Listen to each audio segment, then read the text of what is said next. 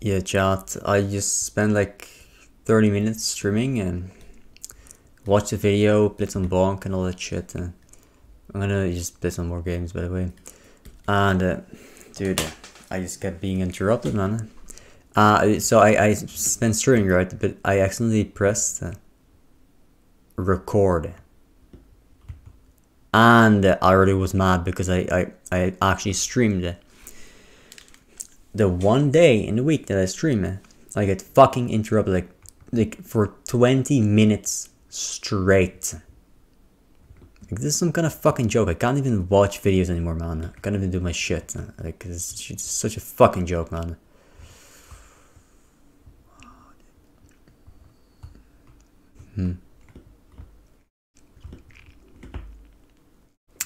Fuck. I thought it was gonna go my way. I was gonna try it. And anyway, that's just a fucking joke.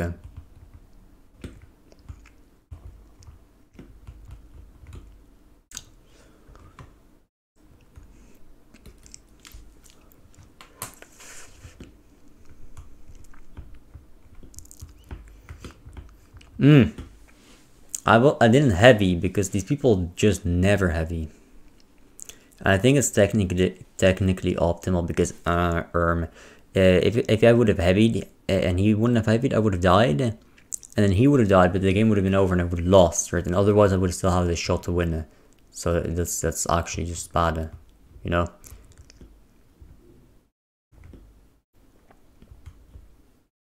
Oh, GG.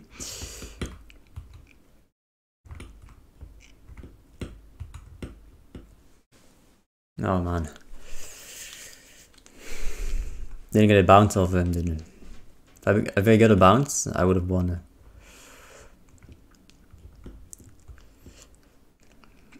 What's this guy getting so mad? That's how you do it then. That's how you do it then.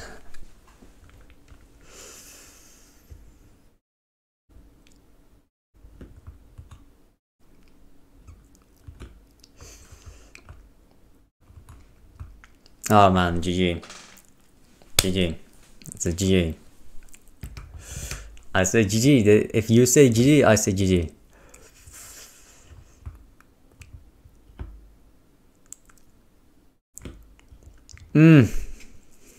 I should have heavied him. And heavied. I should have heavied.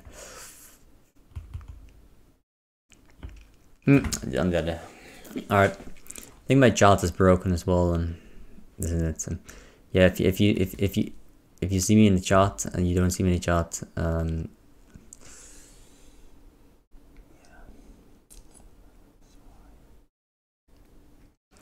that is why. Yeah, I'm gonna have to pull out my chat and.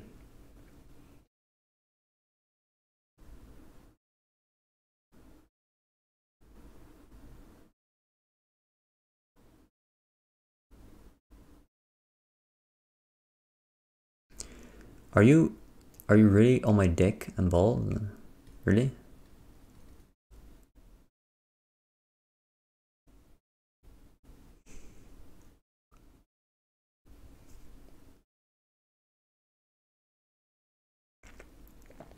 Yeah, they are on my dick and balls, and what a fucking joke, man. Well, that's GG's and GG's and GG's.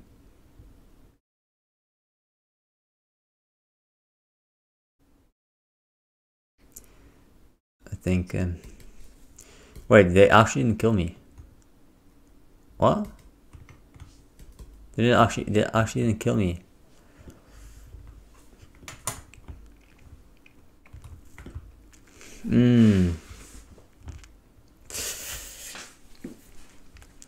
Why didn't they kill me? I don't get it.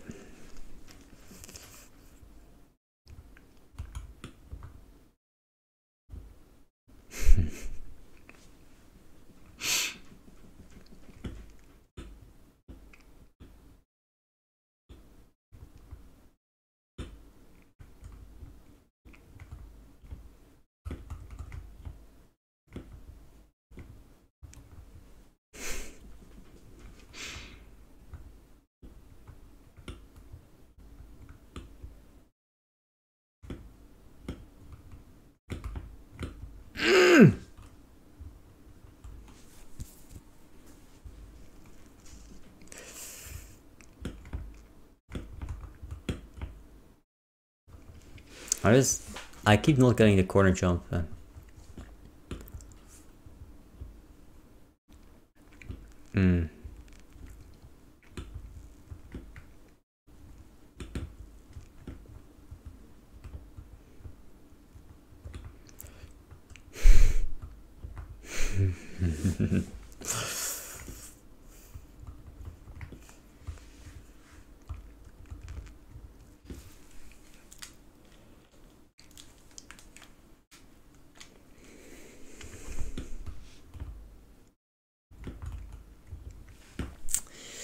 I miss my Evie.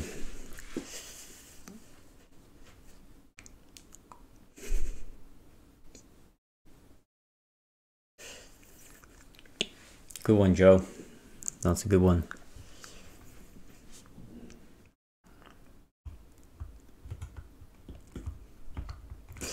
So you don't send the middle, dude. These guys are way too aggressive with the middle sends. Oh, I tapped into him.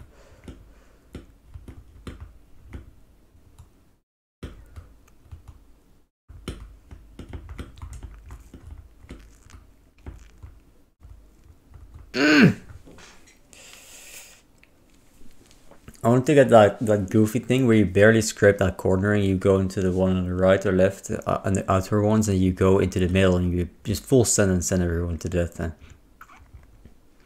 I like playing like that, like very chaotic, or not chaotic, more like volatile. Right, dude, they're teaming on me. Are you kidding me? No, they're just teaming on me. No.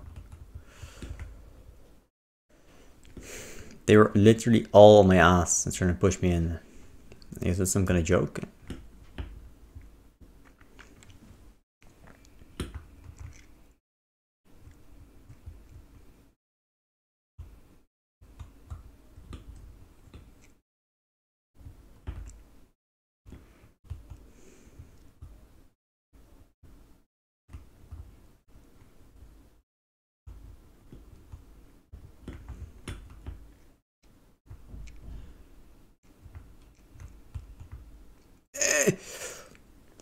Hell no. I thought I double hit him. I thought I was gonna double hit him.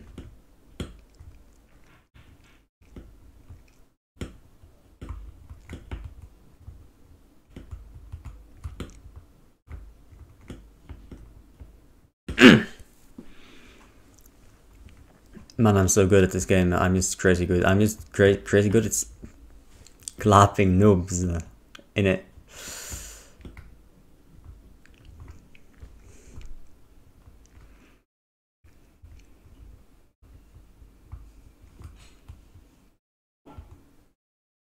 Okay, well, sure. Sure. Answer it.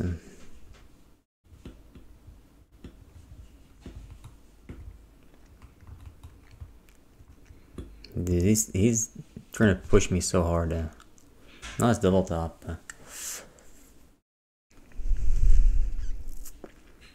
Hello man, xQc is the goat, yeah. xQc is the goat. True. True.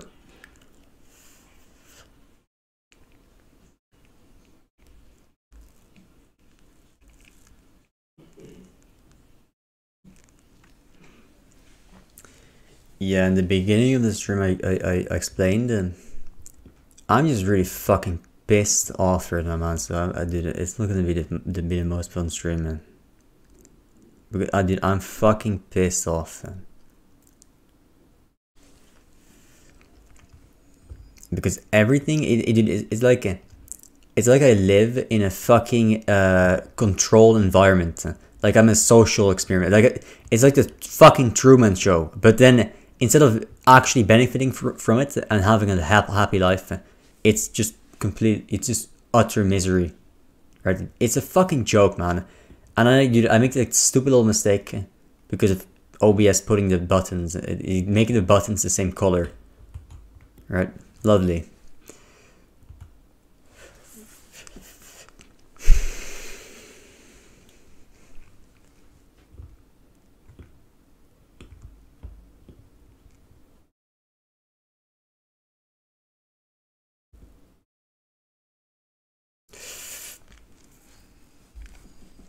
It was an either well guy. What is he saying, man? What? He got a double tap? Huh?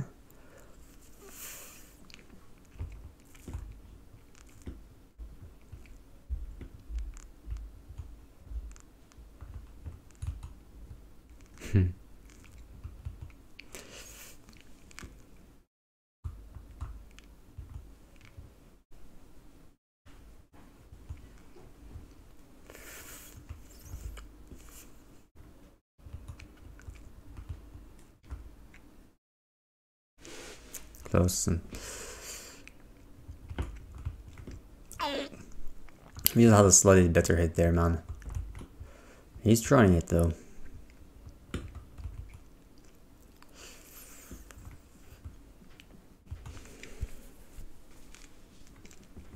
Yeah, Joey is doing good. And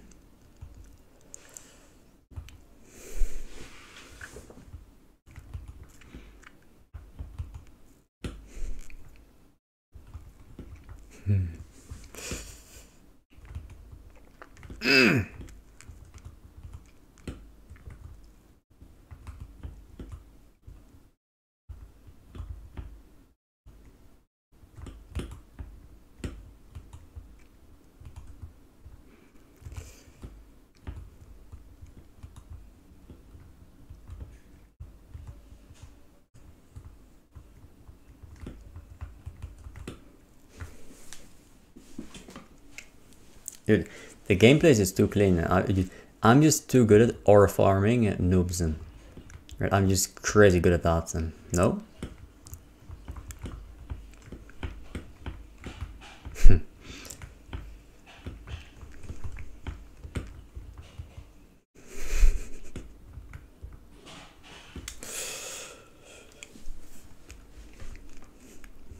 Because they don't expect my movements, and they don't expect it, so they don't heavy. So I just get free kills. I'm dead.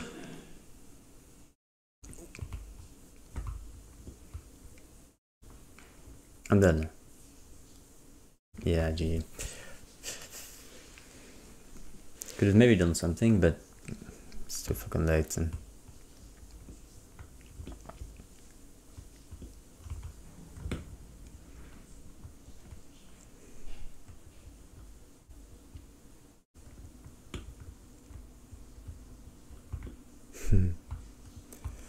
what is it? What are they doing, man?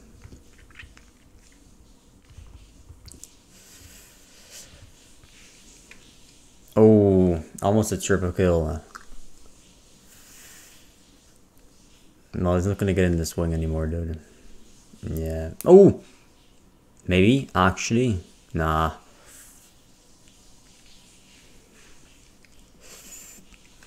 Very close. And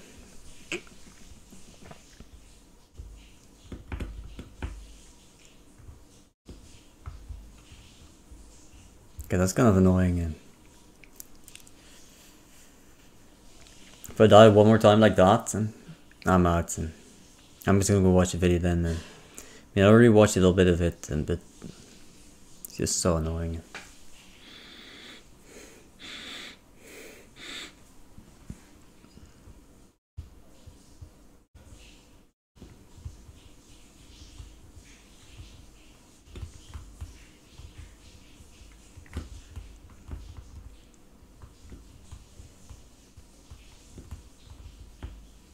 Me? It's kinda close. He did better though.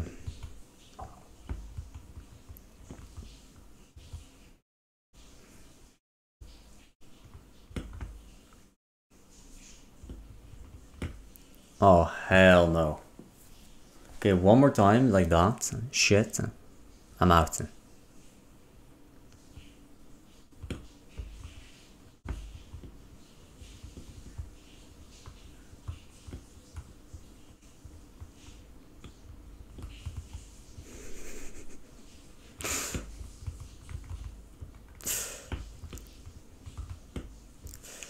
Alright. Good play by him.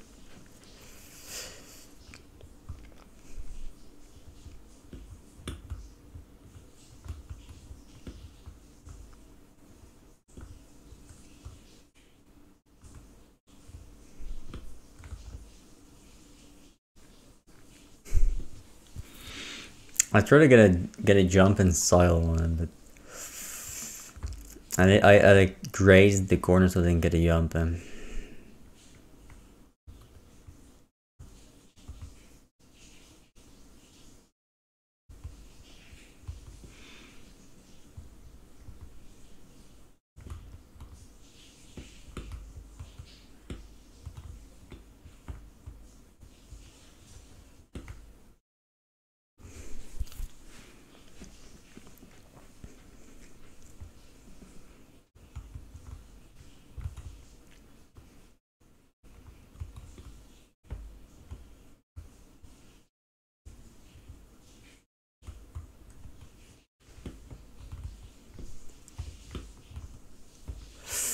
Ain't no way, right? Like, that's so annoying. Like barely the edge.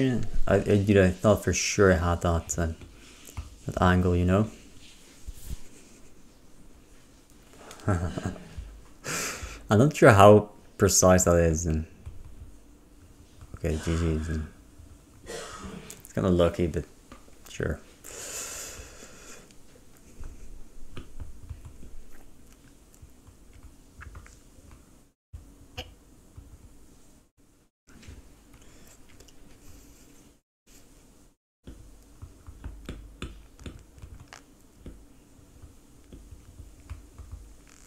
That's so lucky. And anything else, and one of them would have survived at least. And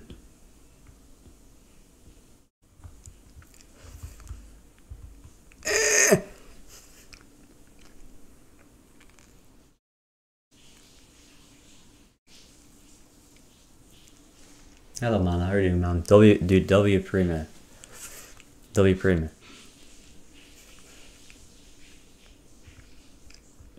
Ooh, dude, this critics, that's just so risky. I mean, let me just talk shit to the game. I tried to hit him. Like, I wasn't even looking at the screen. I tried to actually hit him, and I missed so hard. I've never missed that hard. Like, dude, even if you're completely new to the movement in this game, you still don't miss that shit. That's such an easy hit. Then. I'm gonna nuke this shit, cut. Nah.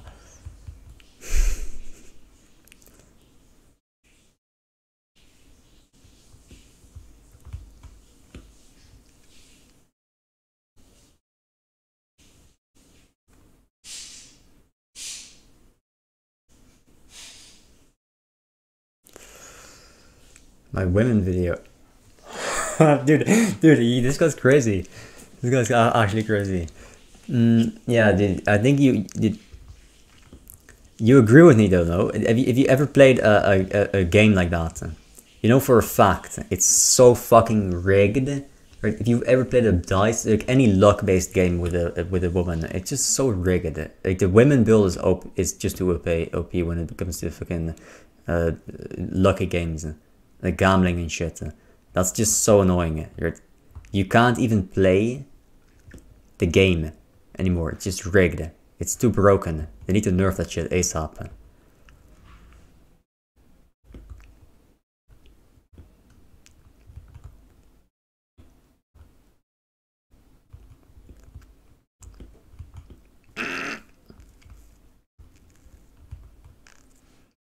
And then, never mind. I thought I had a way worse angle.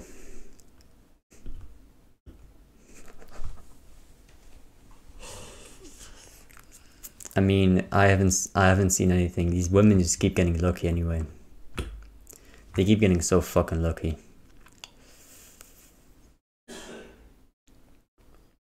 Like, you want a certain number on the dice, right? And they always get it every time. They always it's something in luck. It's just guaranteed for them. It's just annoying. Right? It's just annoying. It's probably because in the other video that I made, I moved around my camera a lot, and maybe it's just pointing it down a bit, and probably like that. And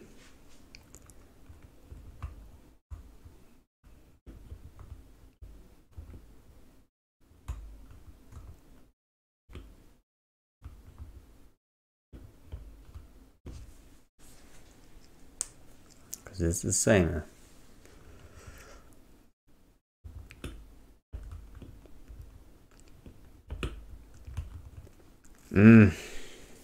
Close.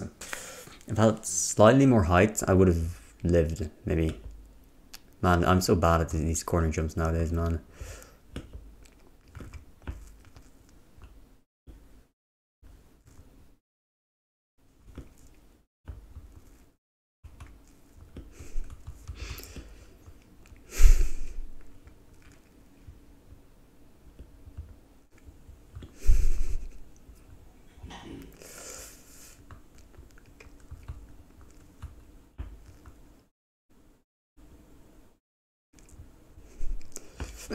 Dude, I jumped. I jumped. I'm not gonna do a Siggy stream, dude. Okay, this is just, I'm so bad at the game.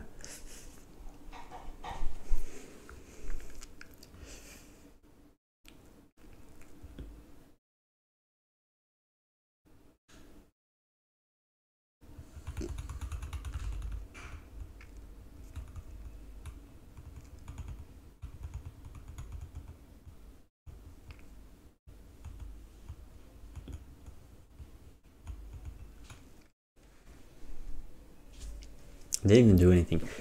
Okay.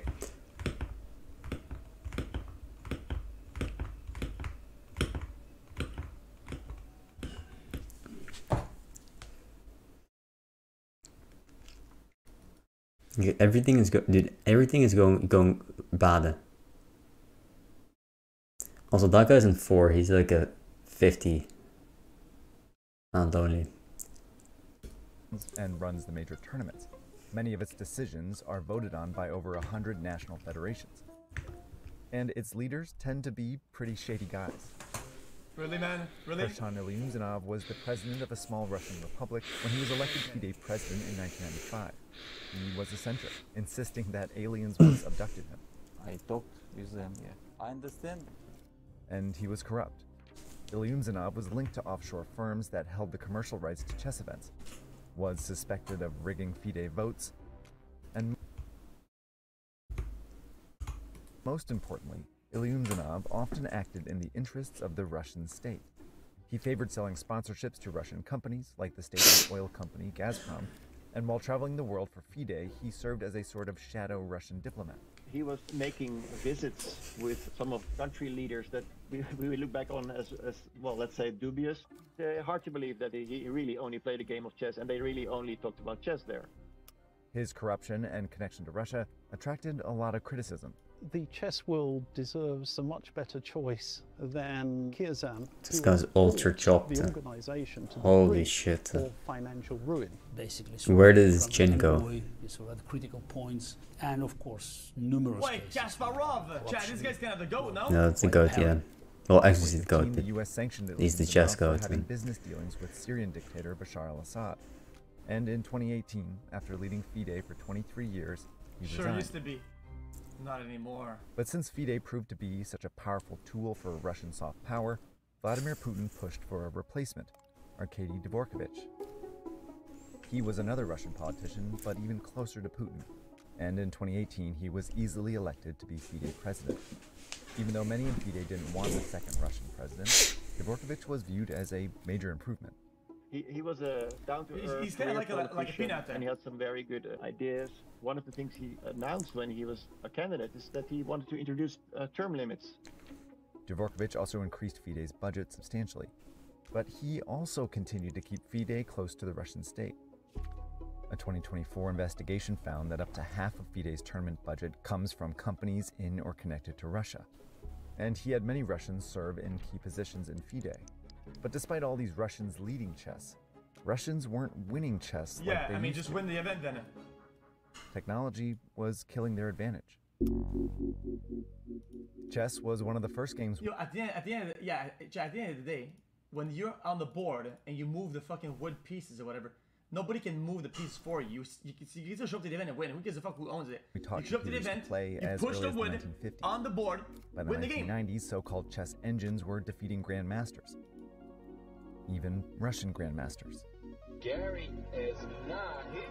He looks disgusted. In fact, are we missing something on the chessboard now? And whoa, Kasparov has resigned. Chess engines, then chess Hey, shake websites, his made hand, it man. easy for players anywhere to play against top talent. Meaning you didn't need a Russian coach to get good at chess anymore. In my youth, living in a Danish city, I had no one to play with. I would travel to Moscow to get some knowledge, some atmosphere. That, of course, is completely different. Peter Hein Nielsen is a Danish grandmaster and coach for several world champions, including the most famous player in the world, Magnus Carlsen. Magnus Carlsen was also living in the outskirts of Oslo, but he could just log on and play online chess all the time, right? That, of course, makes a difference and makes the game much more democratic. In the 2000s, non-Russian players started winning a lot of chess. World champions emerged from former Soviet states.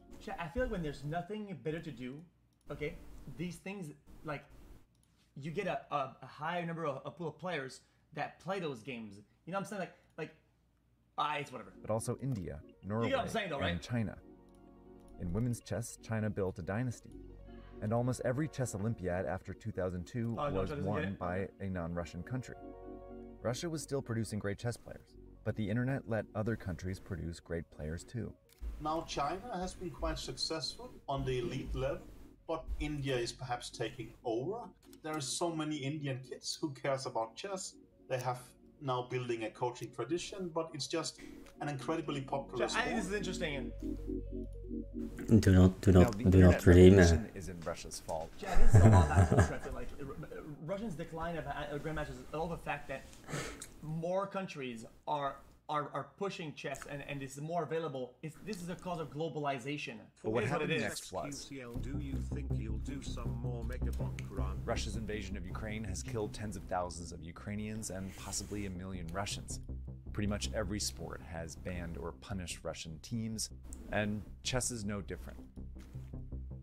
In 2022, FIDE cracked down on Russia, banning it from sending teams to the Olympiad, and barring Russian players from competing under the Russian flag. I mean, that's kind of unfair, though. Exodus of talent. I mean, that's kind of cooked. But you're gonna ban the players for that? Russia's talent pool. Well, and Russian players are receiving fewer invites to major tournaments, meaning fewer opportunities to climb up the rankings. More invites are going to Indian players. Russian players who support the invasion are being shunned from tournaments. Russia's top grandmaster, Sergei Karyakin, is somewhat of a spokesperson for the Russian war effort.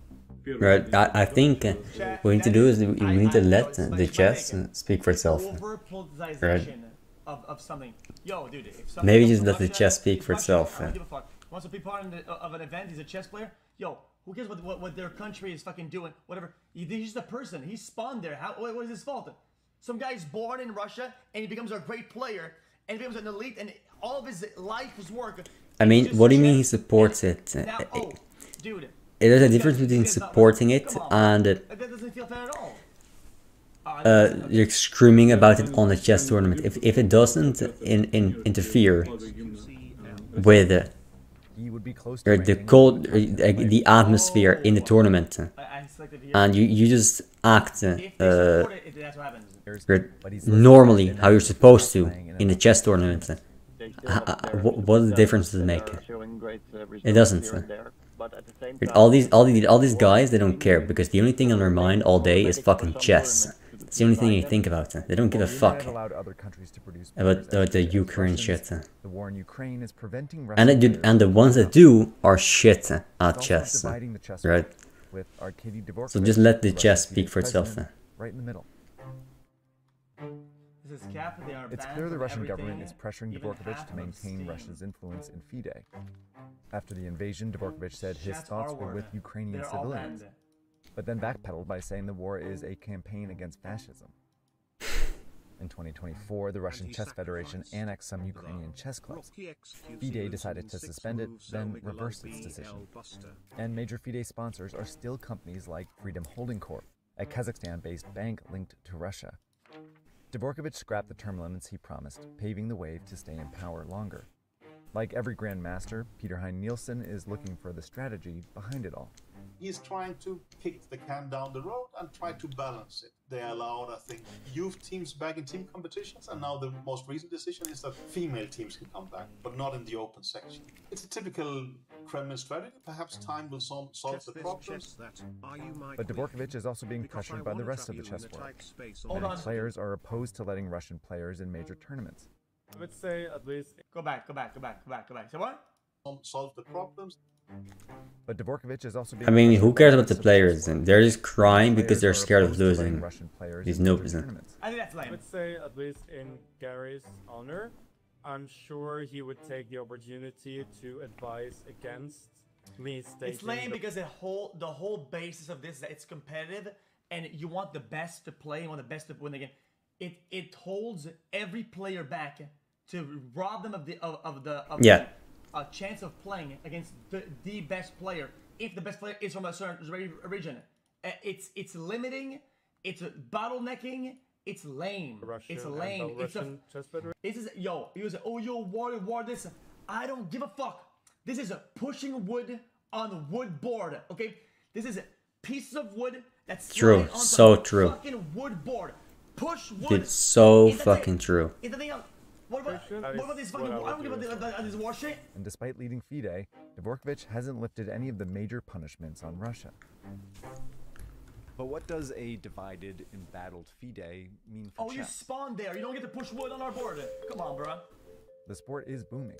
Newer, faster formats are gaining popularity and more chess is being played online. The attention and money are following. So what Russian influence does remain may just be holding chess back. We should ask ourselves, are we actually happy with this deal that we are sort of Russian soft power too? For me, the answer is extremely obvious. It's a hard no. But it's a completely hypothetical question. It's not gonna change.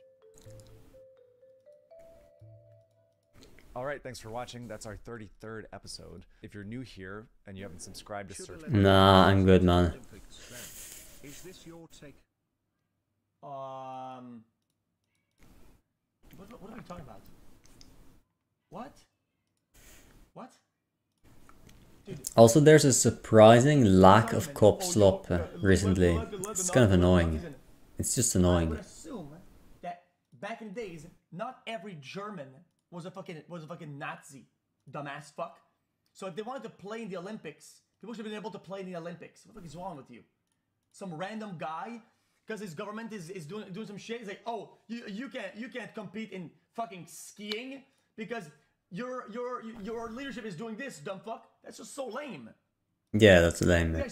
I think we need to just whenever you do a sport, let the performance speak for itself. If the guy is a fucking noob, he doesn't deserve to be there because he's inferior, right? But if he's got the sauce and he brings it to the table, you let him bring it to the table. Doesn't matter what else he does, because his job is to bring the sauce to the table. And if he's the best at doing it, yeah, he's got the fucking sauce, dude. Let him bring the sauce then. Cut. Disturbing things from the internet, volume 15. Jesus. Oh my, dude. Give it a shot. John, I can actually, my whole fucking brain is cooked.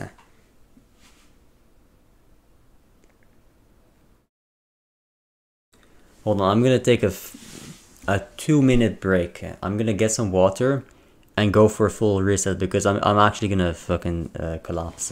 All right.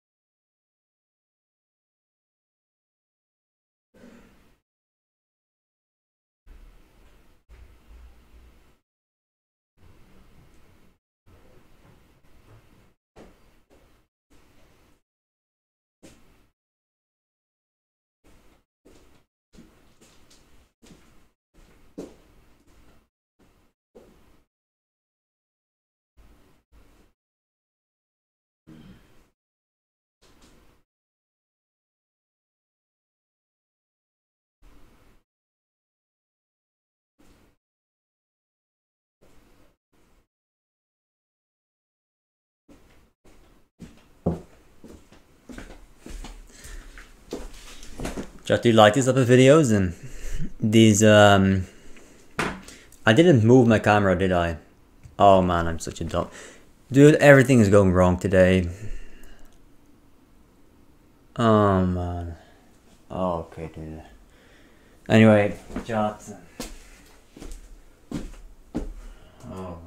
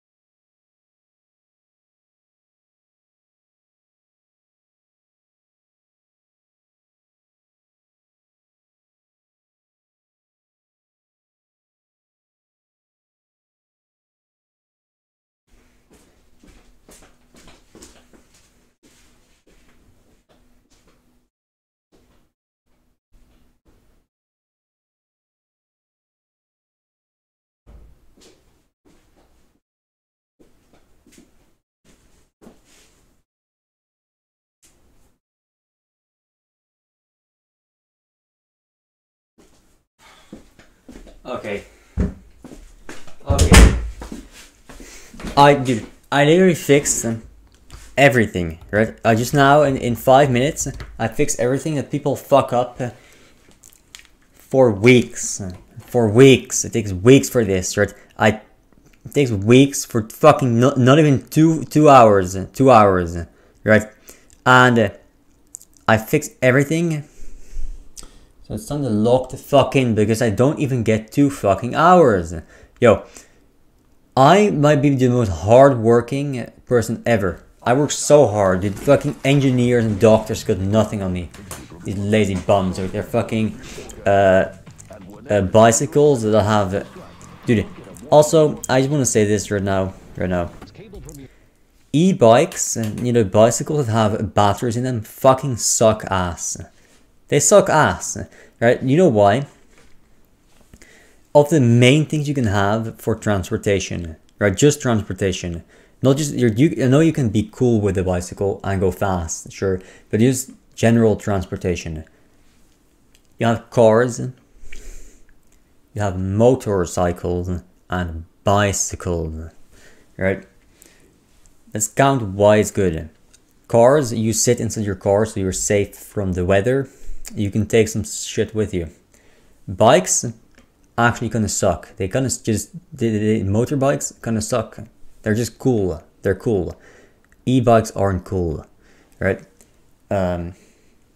Bicycles, they're good because they're convenient, right? Something breaks, it never breaks. And even if it does, it's like once every decade. And then you can get it fixed in an hour for a guy for like 20 bucks, right?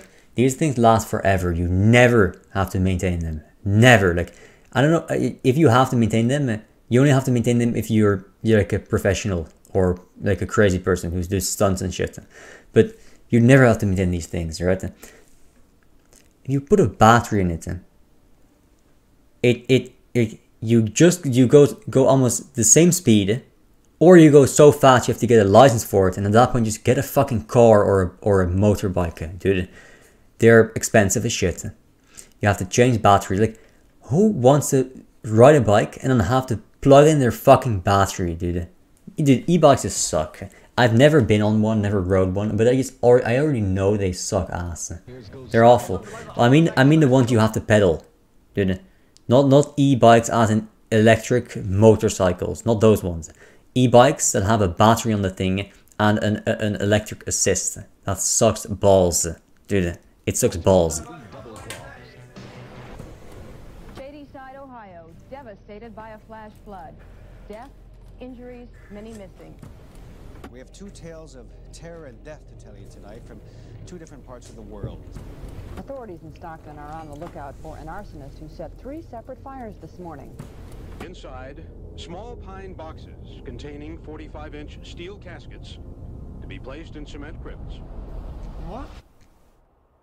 Want to put the subtitles? I got you. Sorry, rhythm.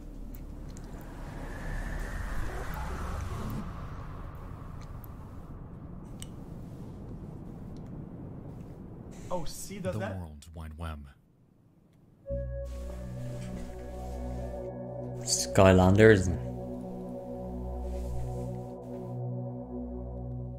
A void unquantifiable. An endless frontier full of wonder, discovery, and mystery.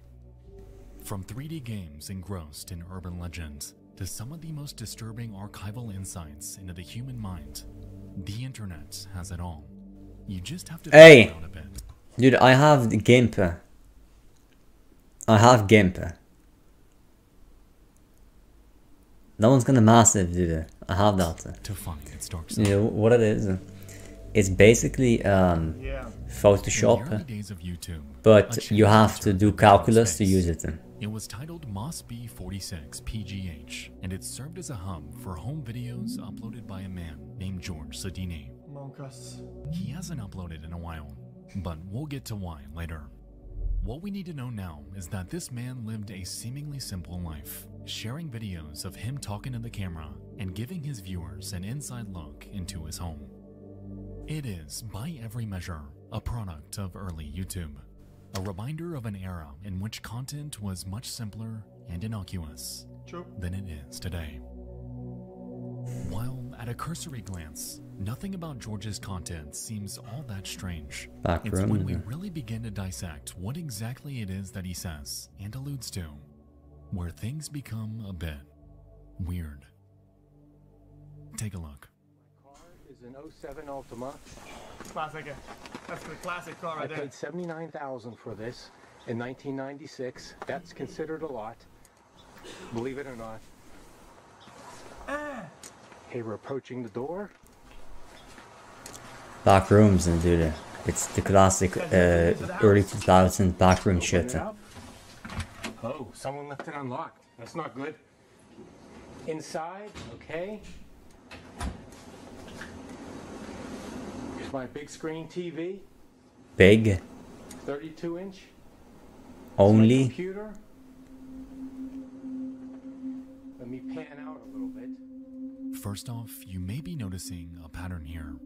George continuously makes passing references to the allure of his personal items. He states his vehicle's price. Dude, I like those big block monitors. They were kind of good. I like them. This video is meant to boast. But why? Boast for brokey shit? Really do that? Computer is connected to the. Because he's gonna burn it down and try to get insurance claim. MP3s and everything else. Pan to the other side. This is some brokey shit. Each side are large. They double as end tables. Okay, couch and chair, they match. The woman will really be impressed. Okay, come over here. There's some reading material that we're all familiar with. Come on, don't spoil it, Chad. I didn't Come guess. I out didn't here do to much. the dining room. I just bought. Small table. Brokey. Only 4 people. Brokey. Sedini pans down to his table after making a remark about women being impressed, to which we can see a stack of documents and 2 curious. Date young woman. Office politics. This is the OG. Is this the OG incel guy? 35 and body language secrets. Holy. Interesting. Incel guy. As we continue to scan through his videos, it becomes abundantly clear that George carries an undying fixation towards women. He's a man who hasn't been with a partner in God knows. I feel like the Yep, classic. Of these books and people who read them is a problem. I think people will read it because they have problems with women or whatever, right? But that's like reading about how to beat a boss in a game or how to do the work before even trying the game, before even playing the game. It's like spoil. It's like lame. It's like you're missing out on life. Knows how long, and he seems to be persistently trying and failing and dating women much younger than he. It's clear that he's faced rejection. If you want to date young women, evident by his books and lack of dude, just be richer. Like, doesn't necessarily equate. You wasted your youth. Okay, you wasted your 20s. You have to be either young and good looking, or rich. And then after being rich, it kind of doesn't matter, right? And you can get a good looking young woman, but you're old and poor. Old and poor. What did you do then? If you're old, why are you old and what did you do? Like you didn't even try when you were younger and you failed at everything. Most of what you'd expect from an early 2000s website. Right? You failed. It carries a simple layout. His name and location. It's already too late for you then. You didn't even work for any money, buddy. Countless other personal websites out there, and for a while, there was never anything suspect about it. Curiously though, sometime in 2008, a new webpage would silently crop up, and it's a simple link titled Life or Death. My birth and death dates. Take a guess. xQcl. That's just weird. That's just weird. For any unsuspecting user online, this might come off as some sort of random guessing game. Hold on, low pause. Admittedly, Yeah, this is very weird. But okay, I guess at the time, Chad, with how the websites were, Okay, there was a lot of really wonky shit on websites. Like the sites when you're building them had these little features, the little widgets you could add or whatever, right? This guy is and almost as bald as you a are. bunch of sites had these little weird prompts. It's very common. The internet had seen much weirder shit by this point in time. However, I How are you doing, want to man? bring up this page What's up, man? specifically because the date of death question here actually I'm doing good, man. contains a correct answer. I'm just watching this. You see, George Sedini isn't exactly a good person. What's he And about that? what lies Kinda looks like in this Howard. otherwise simple question is a glance You know? into the mind of a man deeply Howard. disturbed. George, by this point, was planning something, and not a single person who knew him had any idea about it.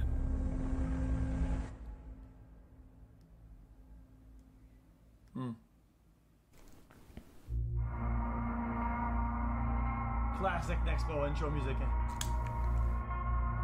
On the night of August 4th, 2009, George had made his way to the LA Fitness in Allegheny County, Pennsylvania. Earlier that day, he had visited twice to look around.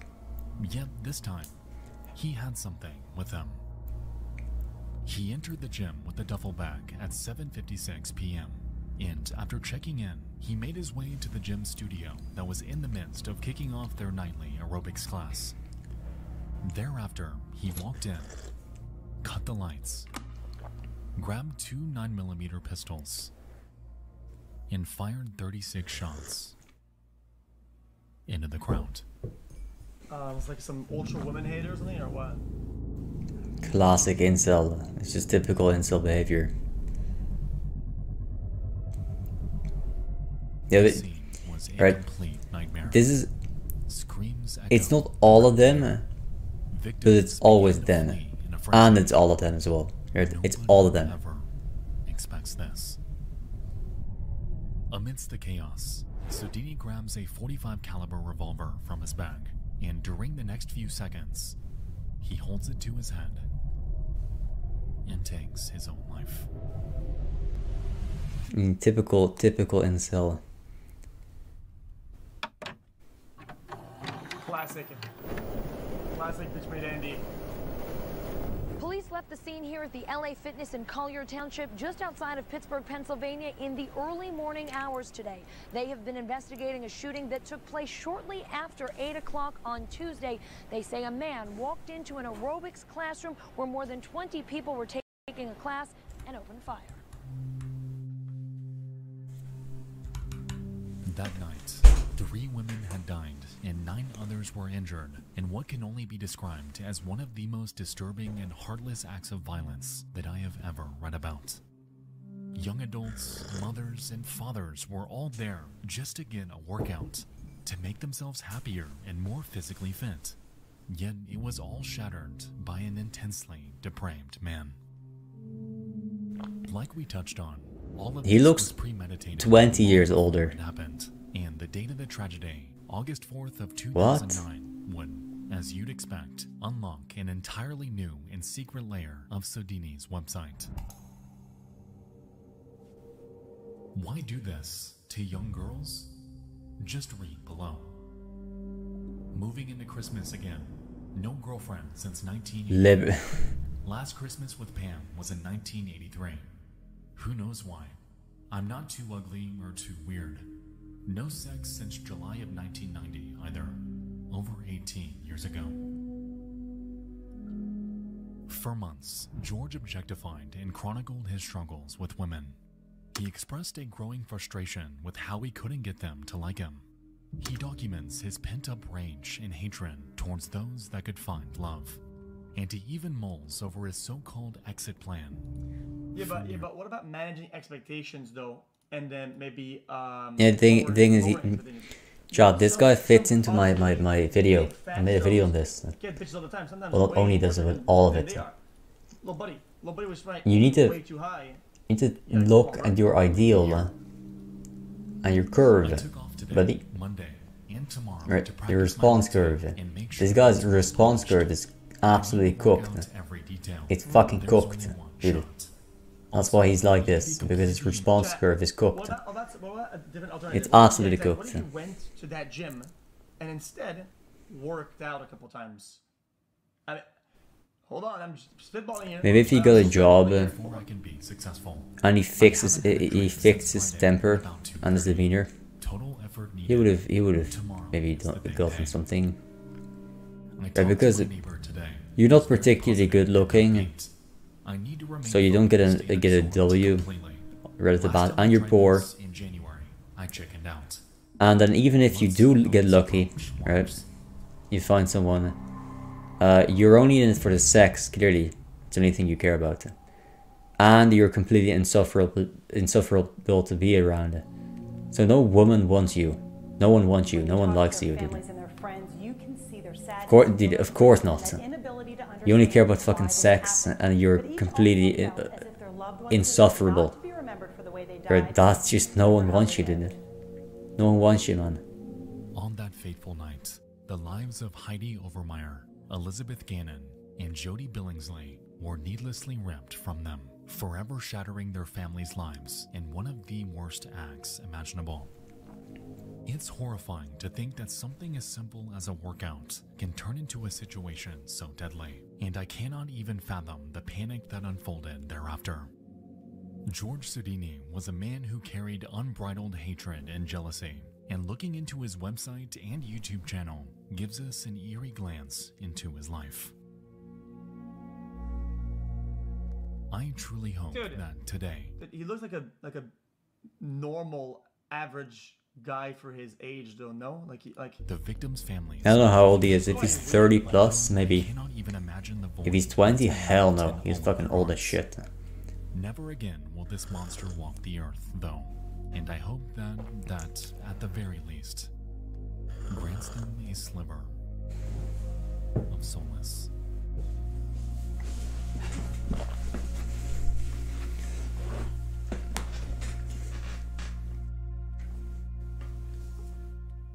The captions are bad? You want me to remove them?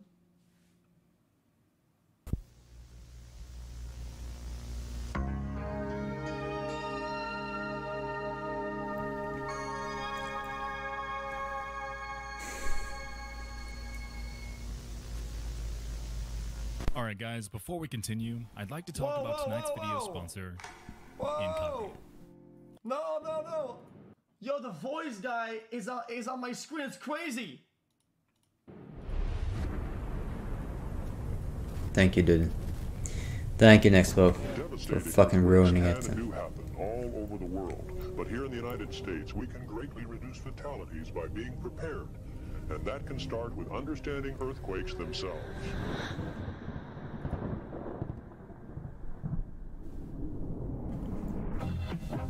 Everybody loves a good time. Whether you're young or old, the excitement of enjoying yourself is a special part of life. Earthquakes are scary.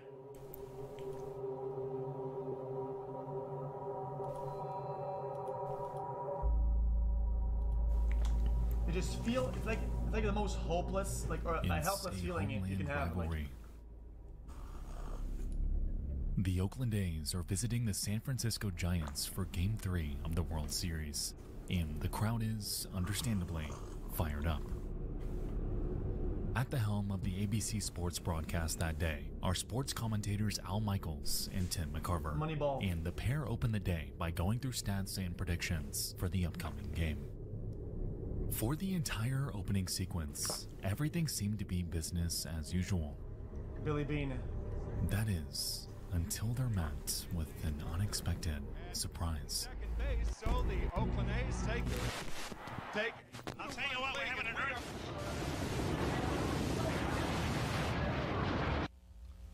Whoa, those noises, Jesus, that sound like metal.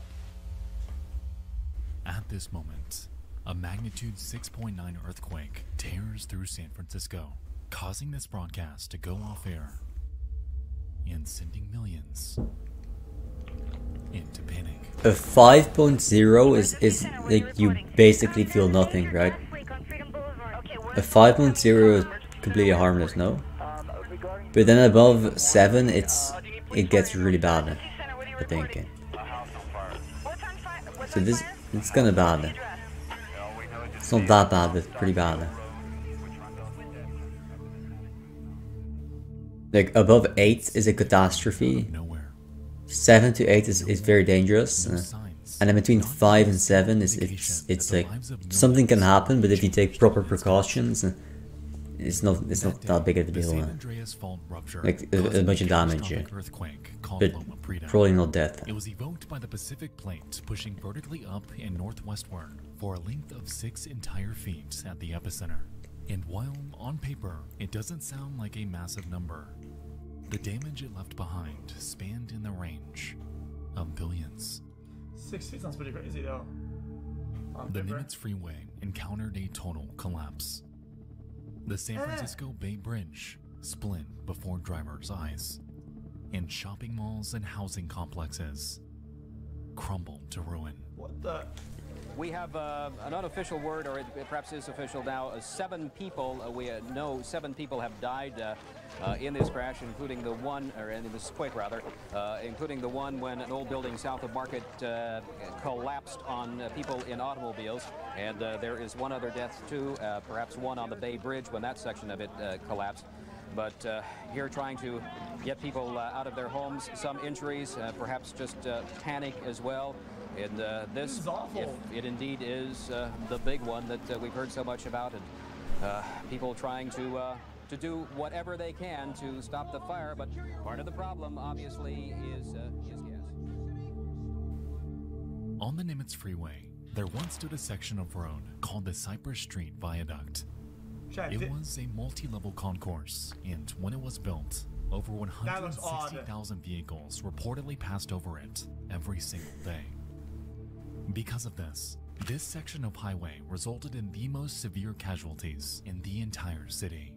42 out of 63 Loma Prieta deaths happened here, seemingly out of nowhere. Without even a second to react that day, the upper deck collapsed downward, crushing the cars on the lower level and causing a myriad of crashes above them. And the scene it left behind, with people, lives, families, children being helplessly trapped in a predicament like this, is absolutely heartbreaking. Dude, that's absolutely awful. Also, some of these shit are crazy. Like, look at it. Like, look at this guy. Is absolutely heartbreaking. Some people's like back trunk is crushed under. Like, imagine the driver. Like, Jesus.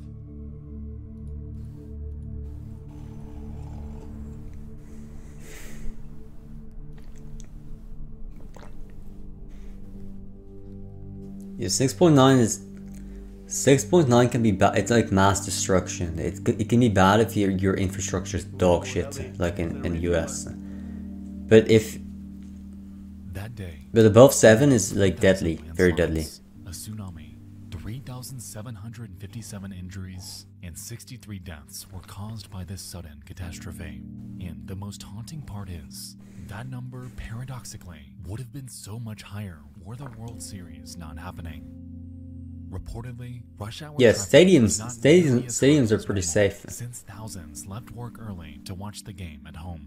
Stadiums are pretty safe. On the roads instead, like they otherwise would have been, then the outcome of this earthquake may have been even worse than reality. To this day, Loma Prieta stands as the 3rd costliest earthquake in US history. That split down the middle was so nice though, man. Like a bridge and it just kinda cracks open like that. That's satisfying. Together and rebuild reinforced structures in preparation for the inevitable next one. The harrowing events that took place back then will undoubtedly live on in infamy. The broadcasts, home videos, and damage reports. Chat, what if we had a 6.9 to this day the same place? Would it all resist? Like, from the incident all the new building codes and shit? Really drive home just how powerful Mother Nature can really be. Whether it's hurricanes, tornadoes, earthquakes, blizzards, what have you, humanity is and always will be at the painful mercy of nature.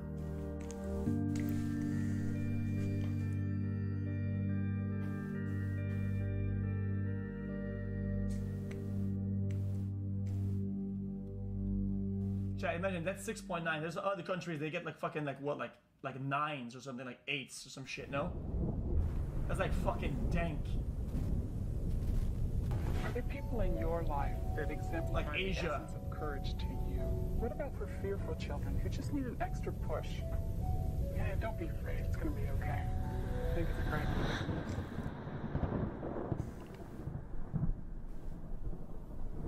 The night is unremarkable.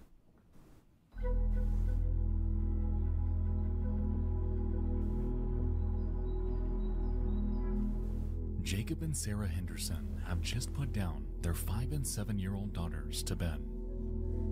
It's quiet. Time to wind down. A night like any other. The family has lived here, nestled in the small town of Maybank, Texas, for years, and while they overall seemed content, Jacob had begun noticing something off.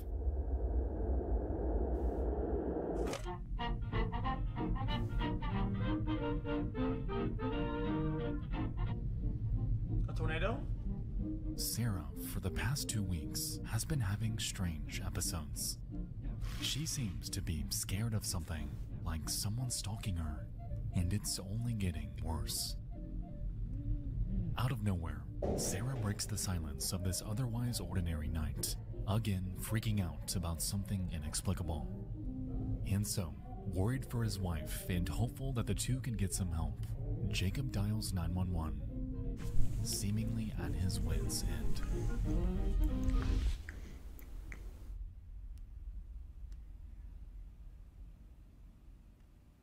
Phone call has been condensed.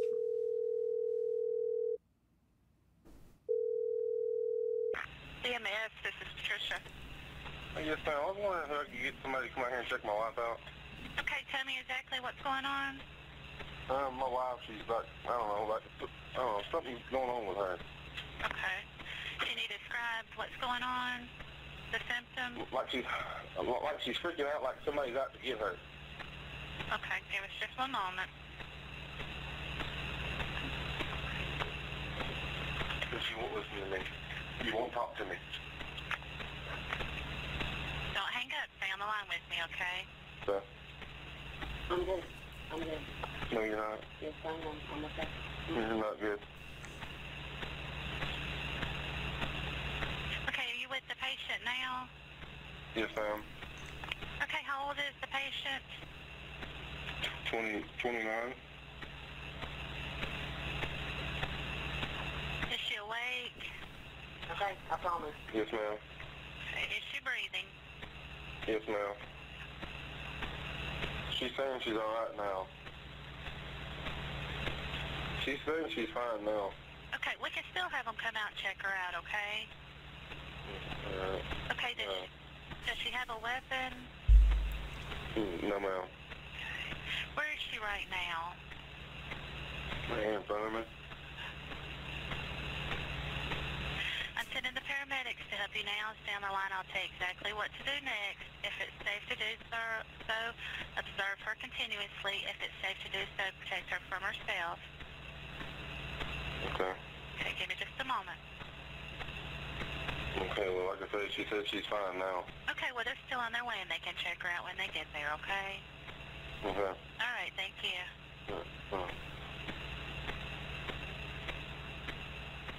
Seems fair enough, huh? I mean, I don't know what the sound is. Maybe it's like... That's alright. I don't know. It could be anything, really. I mean, these fucking phones were dog shit. Maybe they're recording cassette tape. Probably.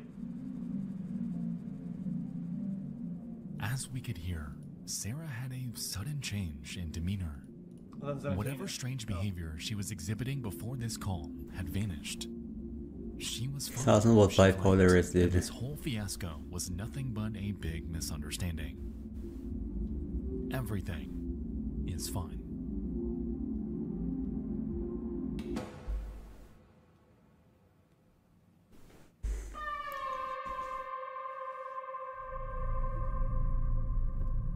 Man, this editing, man, I can't. Jacob jolts awake, and something is wrong. His wife isn't next to him. They're screaming in the next room. And once he comes to and makes his way out into his darkened living room, he's met with a scene straight out of a nightmare.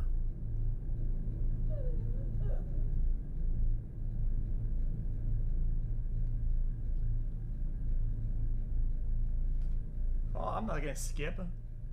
But it's 2 minutes long though, so.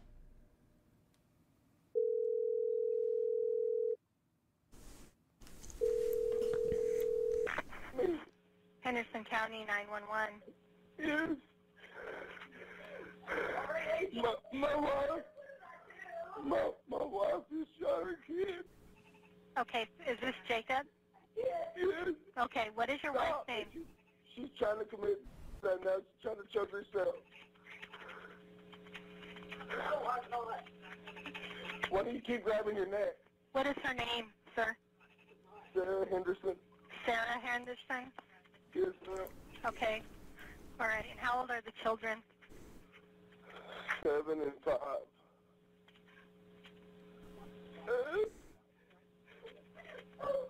And they're in the bedroom? Huh?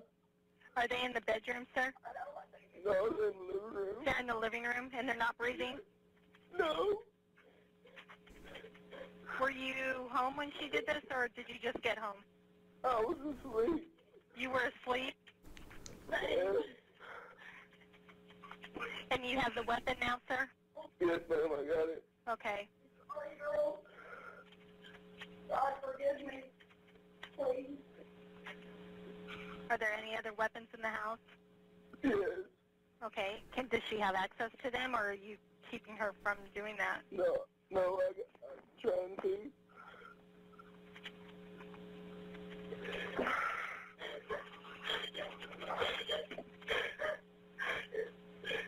Okay, sir, we do have help on the way, okay? We have an ambulance headed that way, as well as officers, okay? Yo, bro should get out of the house though, no? Okay. Is there anything else you need to... No. Okay. Why did I do that, babe? I don't know. She's not trying to leave or anything, correct? What's going on here, Jay? Nothing's going on. That's why I tried telling you. She keeps saying somebody's after her. There's nobody after her. There's nothing. She keeps saying people are coming. There's nobody even here. What? What, babe? Nothing. Nothing. I'm lost, babe. I'm still here, Jacob, okay? Yes. I mean, probably some undiagnosed, Looks like the officers may unmedicated, be like, pulling up right now. Do you see him mental. outside? Take me. Okay, well, I'll let you go now, okay, so you can open the door. Okay. Okay, bye-bye.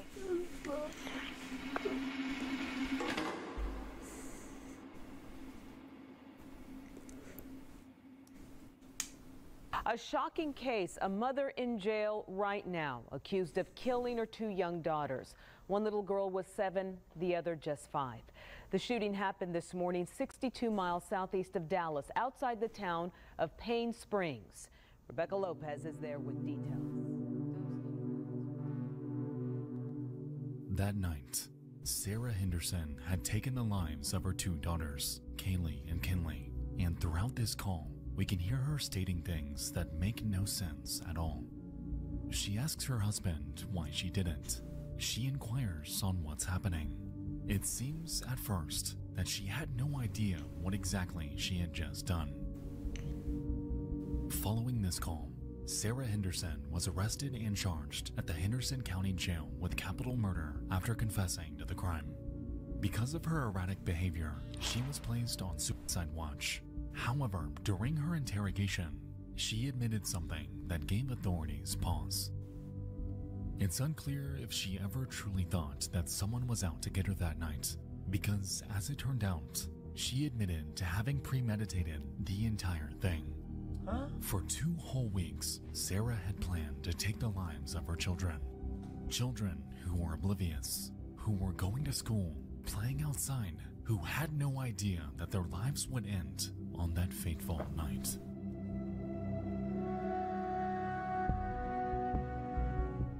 since this incident, Jacob Henderson has divorced Sarah, who remains locked away in prison. As it stands, she's set to spend the rest of her life behind bars and has no possibility ever for parole. According to one of their family members, the loss of Kaylee and Kinley will forever pain them because things like this don't just go away. Well, I'm so confused though. These kids loved their mother and likely did until the moment she ripped their lives from them. A loss like this doesn't heal with time, they claimed. Our family is broken. I don't get it though. Send a paper room. What does that even mean? She's crazy. Typical. Yeah, I guess try to find Pretty some typical other then. option. Yeah, that's pretty Sit on the typical. recourse, maybe a family member, maybe ask Just a typical them, crazy maybe murderer. Yo, can you take care of the kids? I can't do it, whatever. Like, And sure as shit, I'm not gonna miss. I'm gonna get you with the Kodak. wood the chipper, what does that mean?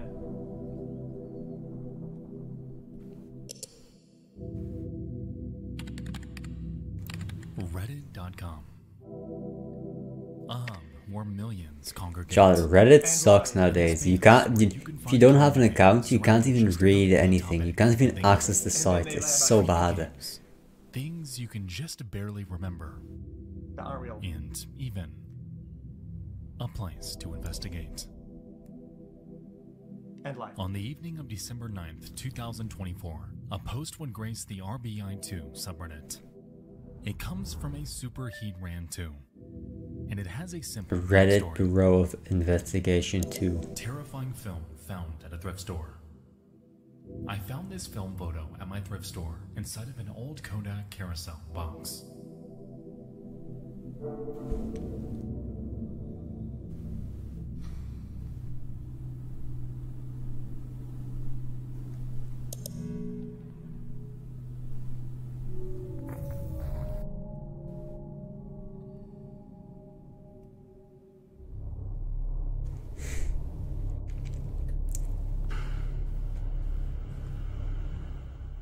Alright, so before we continue, I'd like to state that the image accompanying this post is one of the eeriest, most disturbing, and most mysterious photos that I have ever seen.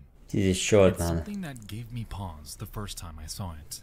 Because this can't be real, can it? I'm going to have to censor it, but I'm sure you'll get the idea. Just show it, man. This is the OP's photo.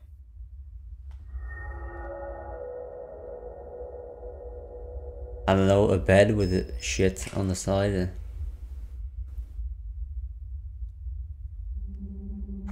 Like a couch or a bed with shit all over it. Looks like poop. Depicts a body haphazardly thrown into a corner. Yeah, there's like parts It's that were such a mess that you Oh, and can't then even count the thing on the position bed is the blood. person is even placed in. Darkened blood covers the floor. Yeah, okay. The walls, the bed. If this is real, then it's pretty damn convincing. To my eye, we're looking at a murder scene. However, why was this found stuffed within a Kodak box? And what the hell happened here? Hello everyone. Sorry, I'm on my phone. Here's what I did. Other. When I saw the photo, I was curious and pointed into a contrast area to look at it, and my body jolted. I didn't buy the Kodak carousel. I just took the photo and went outside. I went to another store next door and called the non-emergency line, describing what I saw and that I felt like it was genuine. They told me they're sending an officer when available. They didn't have an ETA. I'm waiting in my car as of now. Dude. Oh my god, I found this crazy thing. I'm gonna call the police, run to my car, and immediately post this on Reddit and format the post for people to talk about this shit. Dude, fuck you. Even if it's real, fuck this. Come on, bruh. What is this shit? As you'd expect, Yeah, it's gonna fake it. commenters were morbidly intrigued. It was unanimously agreed that calling the cops was the right call. However, some suggested for them to post it in various missing persons subreddits. If this were real, then it just might help in some unsolved case out there. Aside from a few minor interactions on their post, the OP never gave a substantial update again. They handed fucking everything fake over to ass. police and abandoned their account, forever leaving this mystery wide open for online speculation.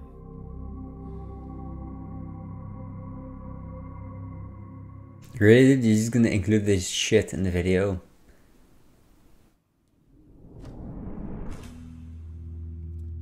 That's it? Really did? I know it's just a photo, but this is genuinely one of the creepiest. You didn't even show the photo. What a fucking joke. Dude, this is such a nothing burger. Come on, man. To this day, there's been zero movement on this case. Because it's fake. From the OP. All we're left with is this intensely disturbing discovery. Completely dead in the water. Fakest shit of all time. Yeah. So, who is this? Who is the body in the photo? To that question, we may never know. Okay, bro. Ah, come on, bro.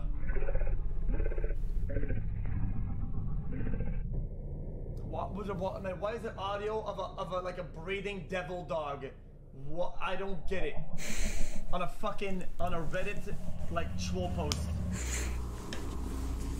True.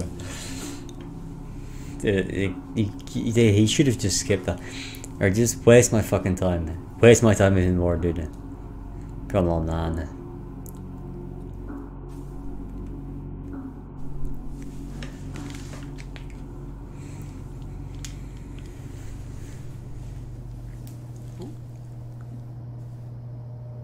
It's November 11th of 2009, and a YouTube channel is born.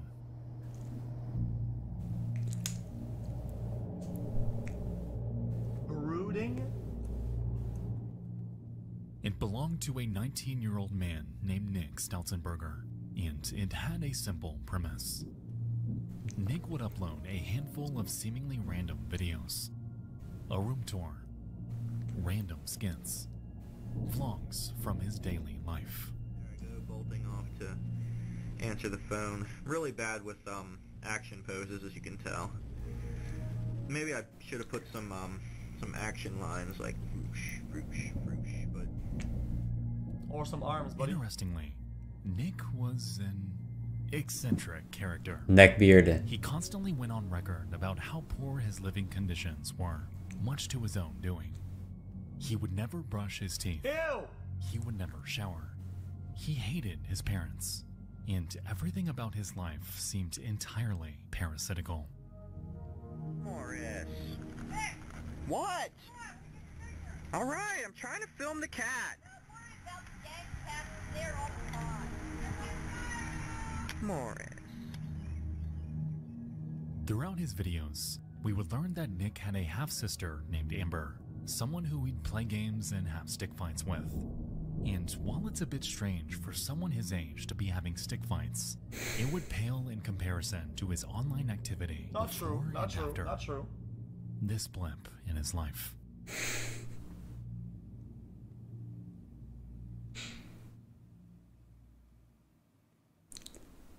Yo, buddy. It's siblings and children. Okay, children wants to fucking play make-believe fucking castle fights from the 1400s. Okay, where the person is the king and they're fucking fighting for the throne. Okay, so be it. Okay, I'm doing that, dude. Does that make me weird? No, it doesn't. What the fuck? He's playing, dude. It's okay, but it just depends on the mindset. Right. A few years prior, I think it's always fun to play with the children. It's always fun. Because children are kind of fun by nature, right? They're just fun people to be around. And engaging in role-playing. Curiously though, as the months went on and Nick's trust in Anna had grown, he would eventually admit something. Equal parts disgusting. No, not again, man. And illegal.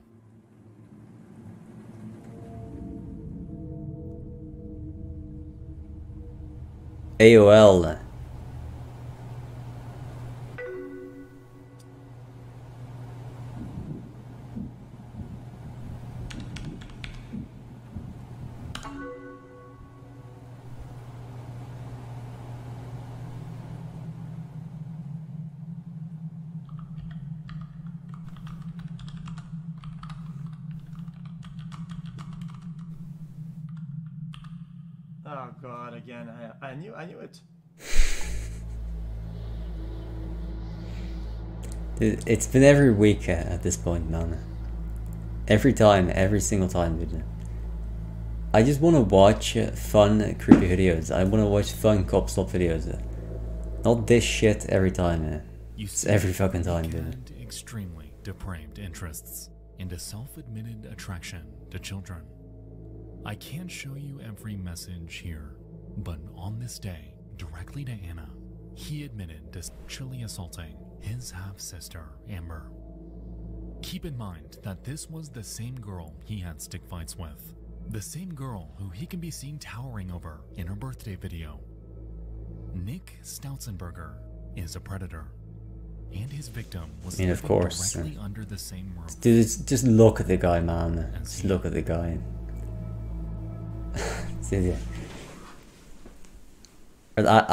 Actually, appearances speak. They speak.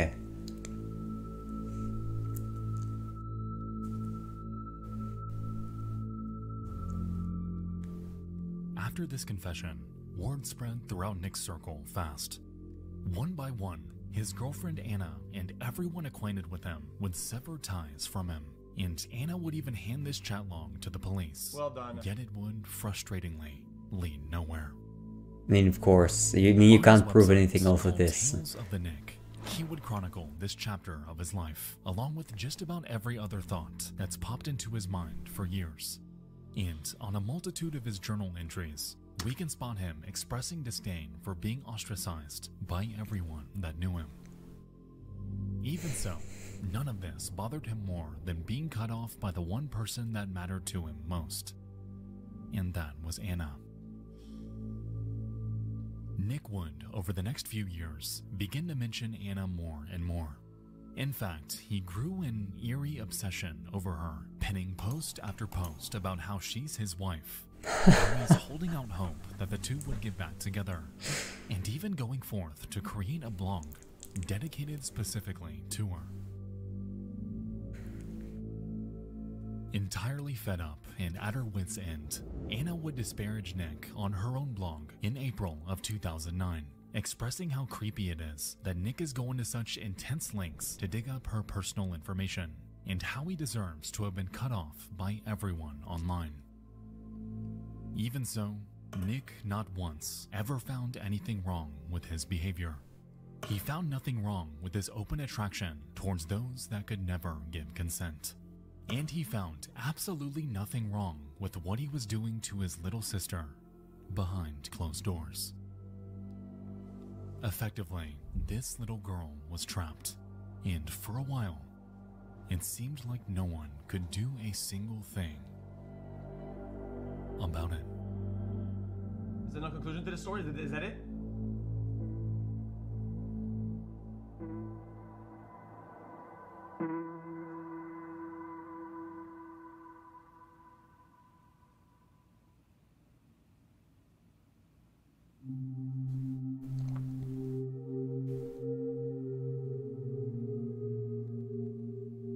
It wouldn't be until 2015 when authorities would finally give this case the attention it deserves. In April of that year, a report was called in to the Manor Township Police about a sexual assault. Yet this time, it wouldn't be from Anna, but rather from Amber.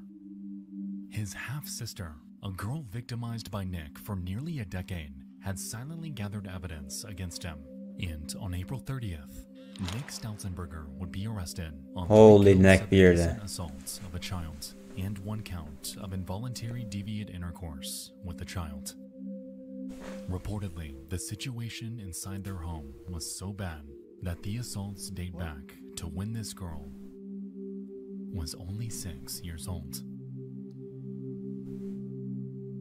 In 2016, Nick was convicted. I mean, and sentenced to 16 and a half how did the to parents 40 not years notice prison. this, by the way? Since then, he's You have served some his sentence absolute twice, deviant demon of a son. Actually, it's a living as a parasite at 19. Come on, bro. Like, how do you not notice this shit? That's the only way I can describe the situation that Amber found herself ensnared in. The mental and emotional torments that Nick Stautzenberger unleashed upon her life had decimated what were supposed to be her formative years. And for the rest of her life, she'll have to carry this weight with her.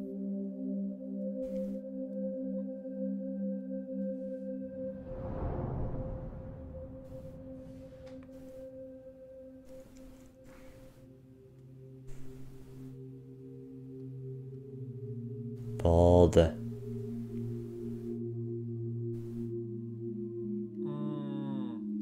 YouTube guidelines.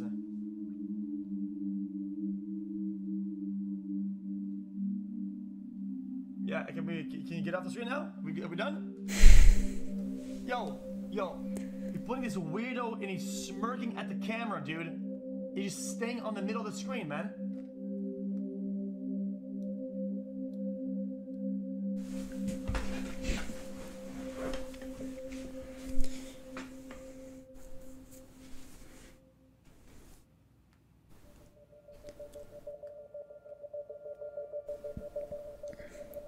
The World Wide Web is vast, and within its darkest corners awaits some of the most unnerving content out there.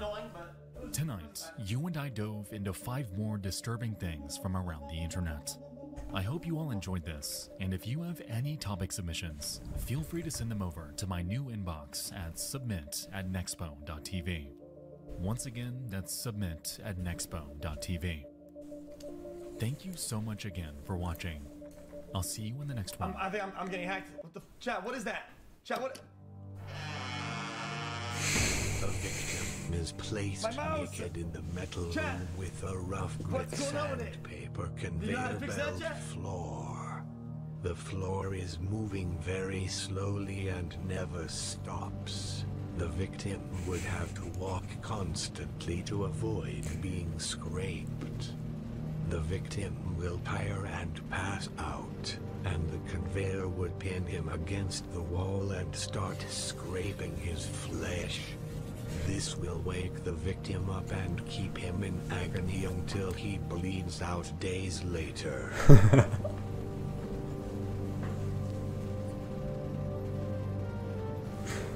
Jesus. What is that?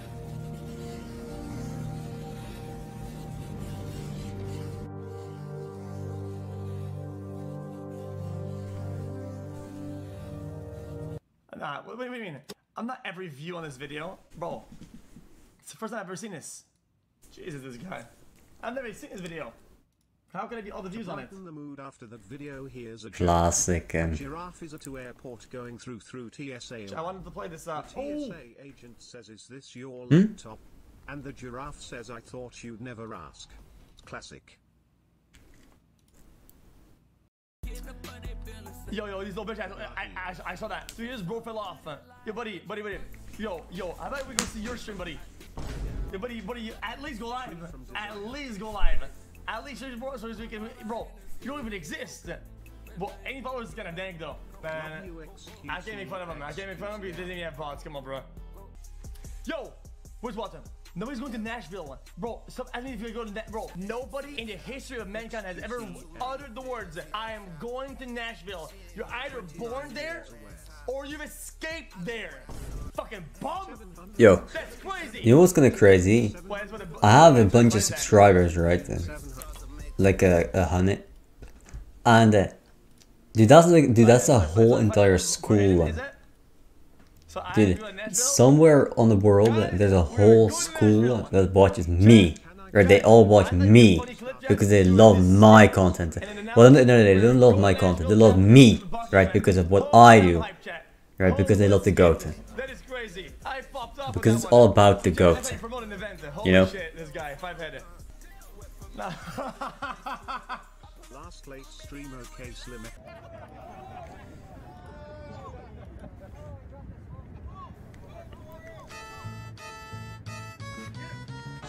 Fat.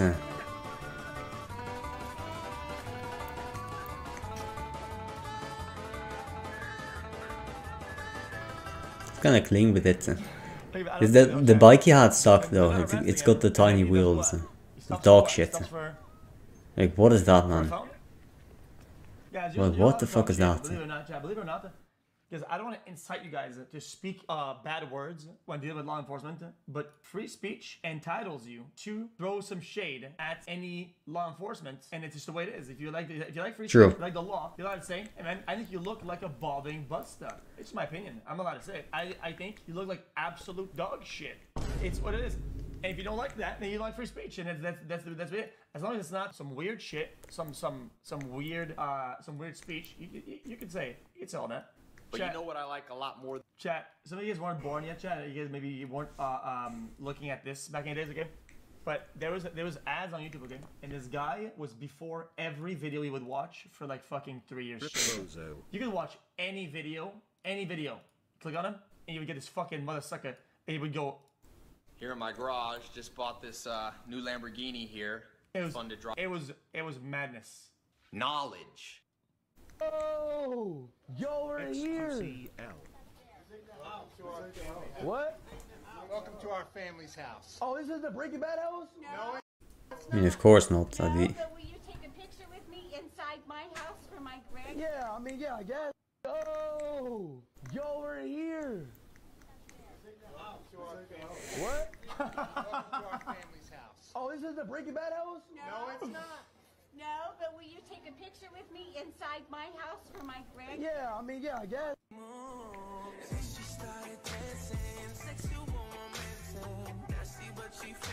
Chat, this is the clip chat that makes you want to turn my fucking computer off and actually throw this shit. Yeah, these people actually think they're somewhat like the GOAT when they're just so far inferior. It's just a joke. Did they just look at this guy, man? So fat. So fat. And then fatso on my screen. What? Who put lanky in here? That's crazy. Jesus, man. You know, I was just thinking to myself, fuck is real. And everything.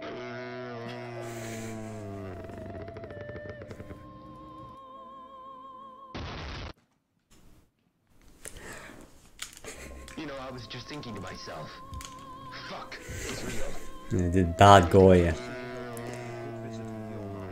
Will you be playing iRacing or Man's Ultimate, maybe?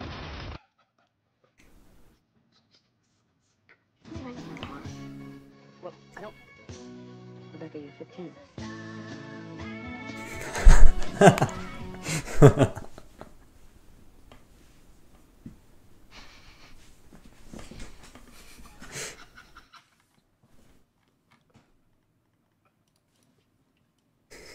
Okay, my name's Luna.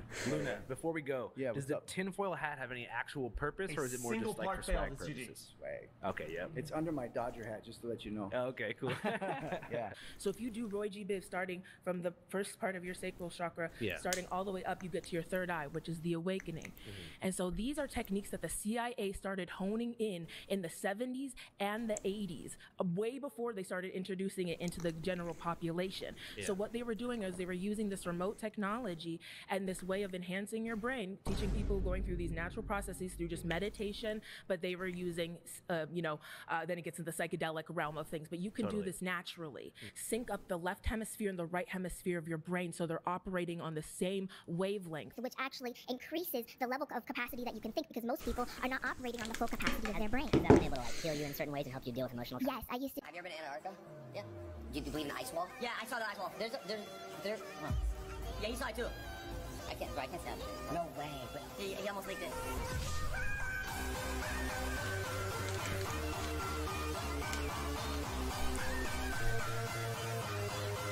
Okay. What? Chat. What the fuck is this clip?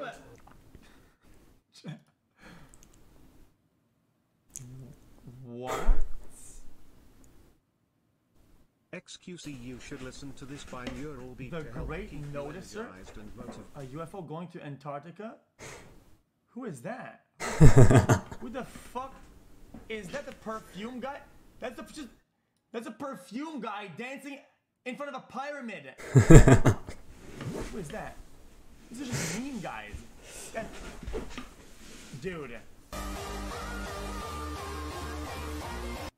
Y'all niggas is broke. Y'all niggas is bums. Y'all niggas ain't getting no bread. I'm getting all this bread to the bread. Y'all niggas broke. Y'all niggas lame. Y'all niggas busted, nigga. I'm getting all this bread, nigga. And y'all niggas ain't getting no bread, nigga. You broke ass, dirty ass, nasty ass, lame nigga. Y'all niggas ain't getting shit, nigga. Rich as fuck, nigga. Killer Star game, nigga. Y'all niggas is broke. Y'all niggas is bums. Show your bitch ass up, play Spider-Man 2.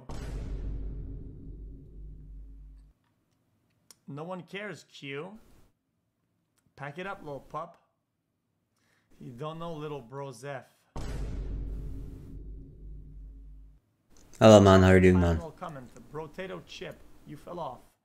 Ignore him, bro. Right, all those people down there, they're all poor. They're poor. And they're jealous. And hateful. All of them. Right, it's all of them. And it's always them. What is chat doing? I don't get it.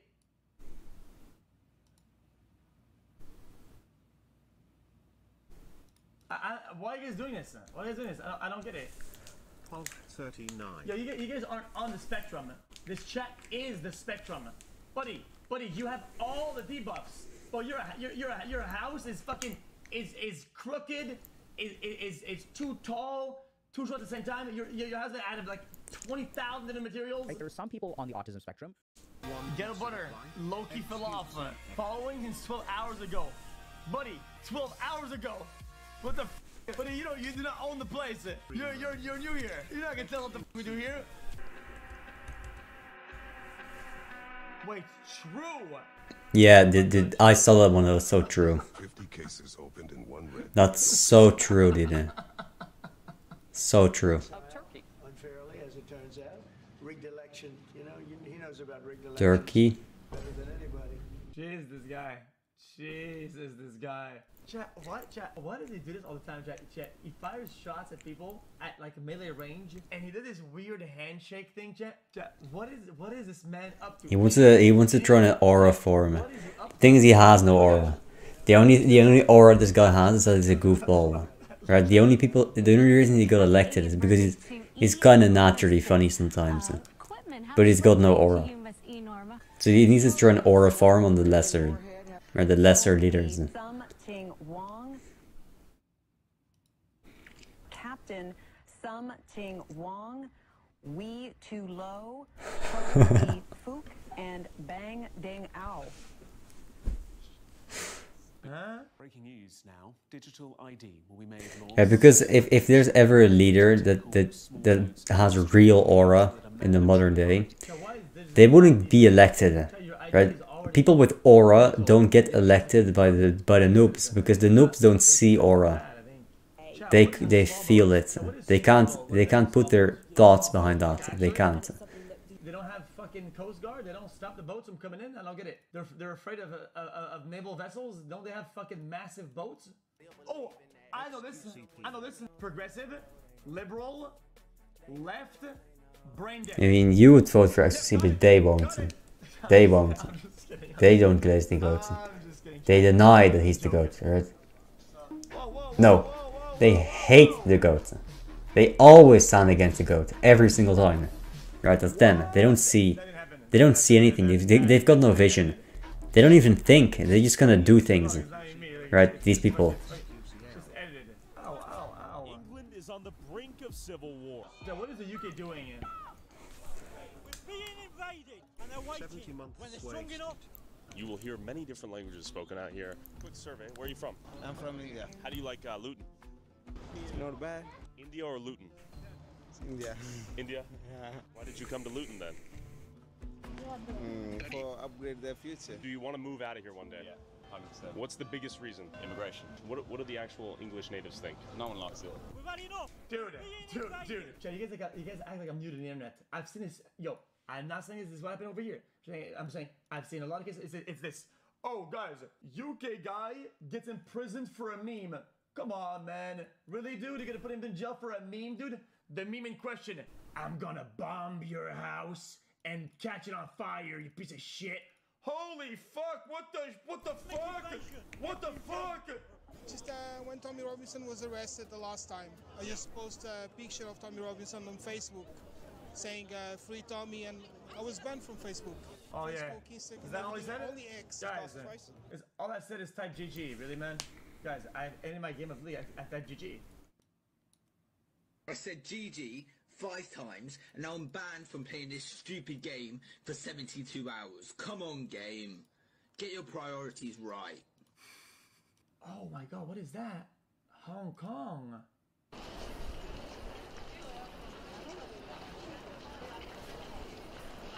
Is this China? Hey, yo! What the fuck? That's crazy! That is insane! Dude, they had Uber before Uber was out. Look at that massive Uber truck. That's crazy. There's a Uber bus. They had this shit way before. The fuck? It's all children. Yo, we should do more interactive shit as soon as shit. Like rate your PC, rate your car. Yeah. Rate what? Rate your clothes. Rate your wardrobe. Rate your bed. Rate your desk. Rate your girlfriend. I would rate your girlfriend. Maybe rate your mother. I would rate your mother. I would only start at 5 though. 5 to 10. 5 to 10 for sure. Nothing about under a 5 is they'd be kind of weird. So about Sonic, is it out? Overwhelmingly positive. That's great reviews. Balance the game. No, I'm in rank mode. Until then, I'm gonna play League of Legends to calm my nerves. Well, the only reason it got overwhelmingly positive is because it's not as bad as World. The new Mario Kart. 40 binge will end up in a Sonic game.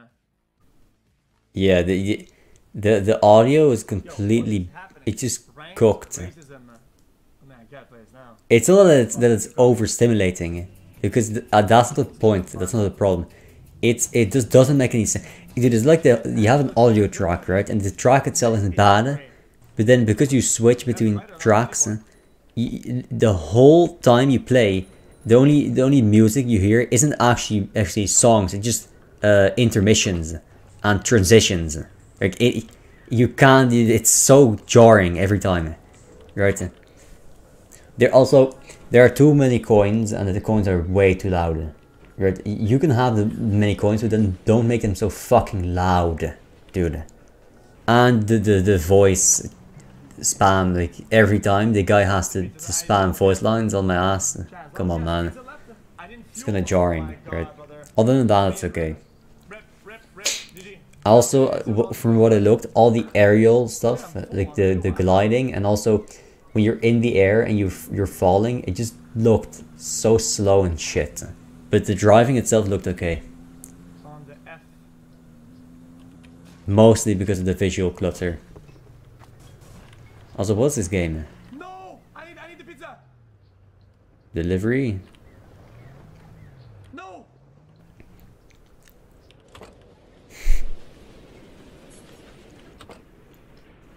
Yeah, chat trolled me, GG. How you keep following me, bro? I teleported, bro. I was here. As soon as I met you yesterday, I was already here, like in 1 second. I'm the white chat, speed, I wish everyone I'm to like have a beautiful no, you already know. xQcl. You're xQc. You know what xQc is? Yeah. That's your, That's my clone, bro. Yeah. xQc. Hey, yo, hold on. Why you? Bro, I'm straight from the trenches of Spitterbomb, bro. You gotta come there, bro. When are you gonna come to Spitterbomb? xQc, you gotta get your brother, bro. Bro, I don't know what he on. No, brother, yo. Yeah, I was on the internet before this guy. This guy looks more like Shaggy. Bro, I was on the internet. Look at his hair. He's my clone. Are you kidding me? Is that straw? He's got like horse hair, dude. If you're ever in America, come to Spitterbomb, bro. We got money. We got. Dude, it looks like straw. Oh my god. Where?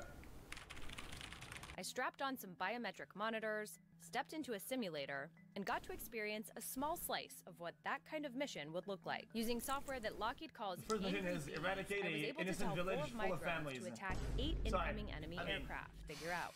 Well, Miller time? Miller time. Is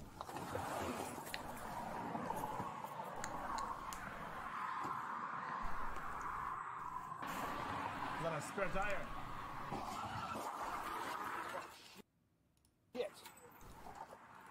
What? Fairview 187. My vehicle's just been hit. Started an ambulance. Oh, no, this one. Oh, no, ban. You tell me! I need a new car. Hurrah. Here, come over here, buddy. Get out of the road. What the? Here, have a seat real quick. You alright? Yeah, I'm alright. What happened, dude? I don't know, man. I've been drinking. You been drinking? Yeah, I've been drinking. Okay. And I took some weed pills. Some weed pills? Yeah. Okay. Anybody What? else in the car? Nah, it's just me. What? 187. Started trooper. Here, just sit down, man. Just sit down. Alright. I got insurance. It ain't gonna cover that though. Well, I don't know, but that's not what we're concerned about right now. We're concerned about everybody's okay, alright? I did that on purpose, sir. Well, you hit me on purpose? Yeah, I did. Why is that? I'm bored. You What? bored? So you ran in the back of me on purpose? Yep. Why is that? I hate cops, man. Yeah? What? Alright.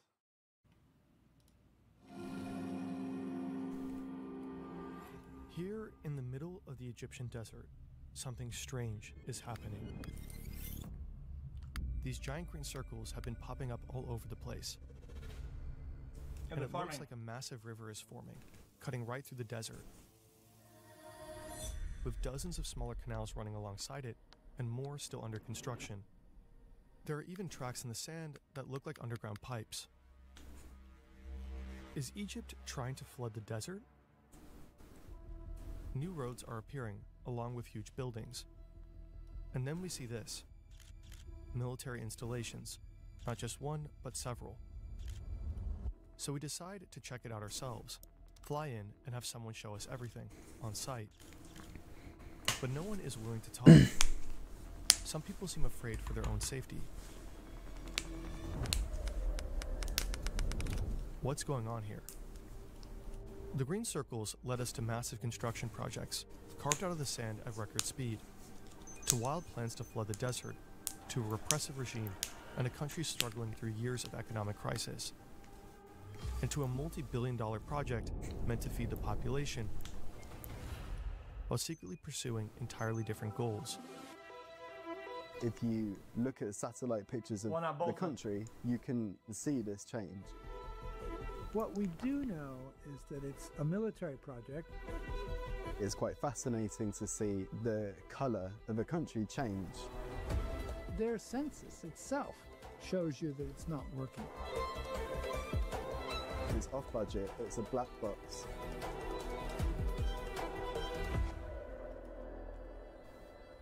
Interesting. Our research starts on Google Maps.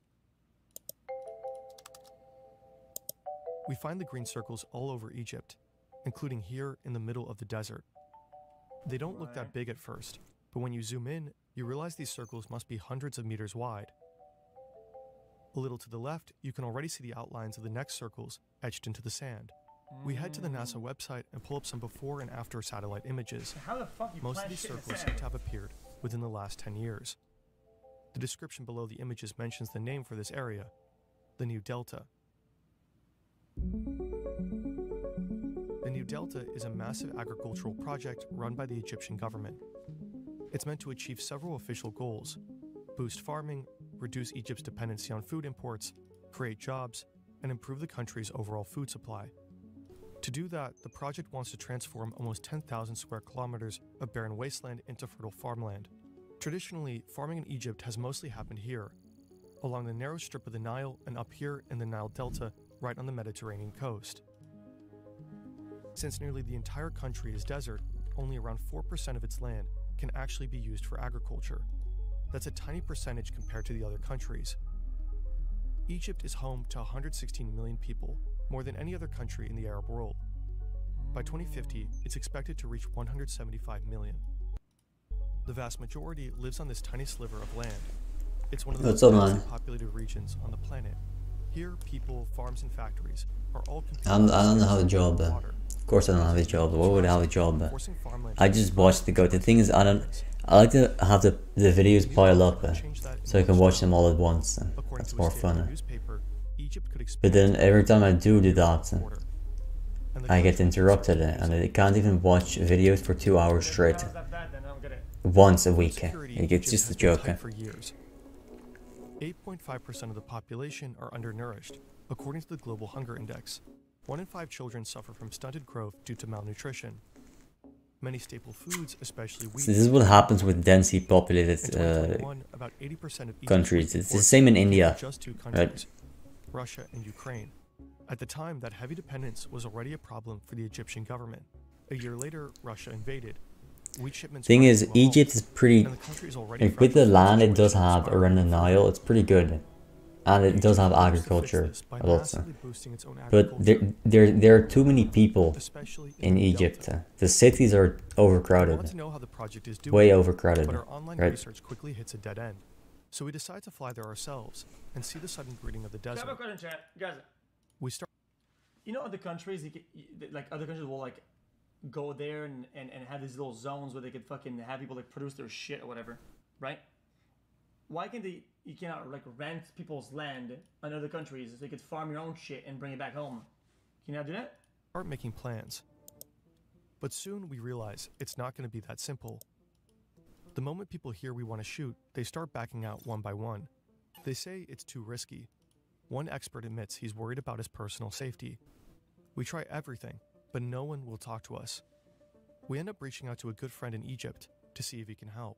Indeed, it's a bit tricky to discuss critically in Egypt, especially if it's something government funded, of course. That could explain why nobody wants to speak on the record. The New Delta project isn't run by some random company or even a government department. It's being pushed by the military. Because of Ethiopia. In early 2011, hundreds of thousands of people take to the streets in Cairo, demanding the end of the regime. They're protesting corruption, violence, and the country's ongoing economic crisis. For 18 days, protesters and police face off. In the end, Guys, the government is not the military. I don't get it. autocratic president Hosni Mubarak resigns after nearly 30 years in power. Millions of Egyptians celebrate the fall of the dictatorship. And nothing changes. In the air. Classic. Because the guy you just threw under the bus wasn't the only guy that held power. Opponent of the old regime and candidate for the Muslim Brotherhood. But things barely improve under his leadership. Just 1 year later, mass protests erupt again until Morsi's. Right, because the problem wasn't the guy in power; it was everyone, the whole system. According Right? to Human Rights Watch, soldiers kill over 1,000 demonstrators during the brutal crackdown on pro-Morsi protest camps. The man behind the coup is General Abdel Fattah el-Sisi. He officially runs for office in 2014, facing off against a token opponent. He ends up winning by a landslide, securing around 97% of the votes. What? Independent observers suspect the election might have been rigged. Wait, what? The new president promised 97. Guys, am I wrong? That's so rigged. Observers. Chat, I feel like if it was like, let's say, you know, like back in the days, like the troll dude, like these nuts, whatever. I think if you were to put these nuts against anybody, against like best candidate of all time in any country, it would still get more than 3%. That's crazy. 97, it sounds crazy. Yeah, if you would put fucking Donald Trump against Hitler, Hitler would win with like 60% actually. But that core hope is quickly shattered. El-Sisi drastically reshapes the country, steering it Right. dictatorship. But if you put Donald Trump against me, I would still get probably like 30% of the votes, even if no one knows me. Government critics and journalists are Actually, persecuted, arrested, and you know. tortured. Thousands are still behind bars today, and many have simply vanished without a trace. Speaking out against the regime means putting your life on the line. Interesting. The same regime also has its hands on the New Delta, just like on virtually every public construction project. If we want to talk to experts about the project, we have to look outside the country. And that's exactly what we do. When it comes to projects like this, there's really no transparency. That's Edmund Bauer. We met him in Dubai. He works as a journalist for AGB Insight.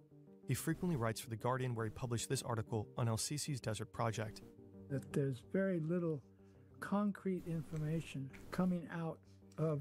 I think when you talk about the whole world, let's be honest, things are non-transparent or pseudo-transparent or whatever, right? And even then, it's like a luxury that like the Western world has some level of pseudo-transparency or whatever, and it's still pretty opaque compared to like everybody else. It's like a standard that's like not really applicable to like a lot of these other countries, no? Like, Any of the Egyptian sources about these projects, other than that they're great projects and that they're covering a lot of land, etc., etc., etc. That's David Sims. He's an urban planner, economist, and the author of this book, which also dives into Egypt's desert projects. They say that the New Delta isn't the first mega project of its kind. You could say it probably has to do with a certain imagery of pioneer spirit. We can conquer the desert. This has been around for a long time. Over the past 100 years, there have been multiple proposals and concrete plans to flood the desert. During massive undertakings like Egypt's New Delta project, teams have to stay perfectly aligned to make progress. why not? But in meetings, ideas can fly by too fast to capture, miss a few key points, and suddenly decisions get delayed. Actions slip through, and the whole team pays the price. That's where Plod comes in. Click the link in the description for 20%. Come on, man. I think I bought too many of these. I bought like 300. This is the Qattara Depression, a natural lowland right in the middle of the desert. Parts of it lie as much as 133 meters below sea level. Oh, that's pretty good. At the start of the 20th century, people come up with the idea of flooding the depression to create a massive lake, roughly the size of Lake Ontario, not for farming, but for power generation. In 1926, a British geologist lays out a detailed plan. He proposes digging tunnels This is it's looking like a really bad plan. You know, really bad. Turbines installed in the tunnels would then harness that flow to constantly generate electricity. But the costs are too high and the project is stopped. According to Sims, the CIA takes a brief interest in the idea in the 1950s. Then, in the 1970s, a German hydraulic engineer revisits the plans. He proposes detonating 213 nuclear bombs to blow up the entire stretch between the depression and the sea. No tunnels needed. The seawater would simply flow into the depression through a natural river. Most recently, in 2023, an Egyptian consulting firm was hired to conduct a feasibility study. But the Qattara project remains a pipe dream to this day. That's not too bad, right? The costs are astronomical. No one knows if it's really doable, and there's a serious risk of salting the groundwater in the process. And those are just a few of the many concerns.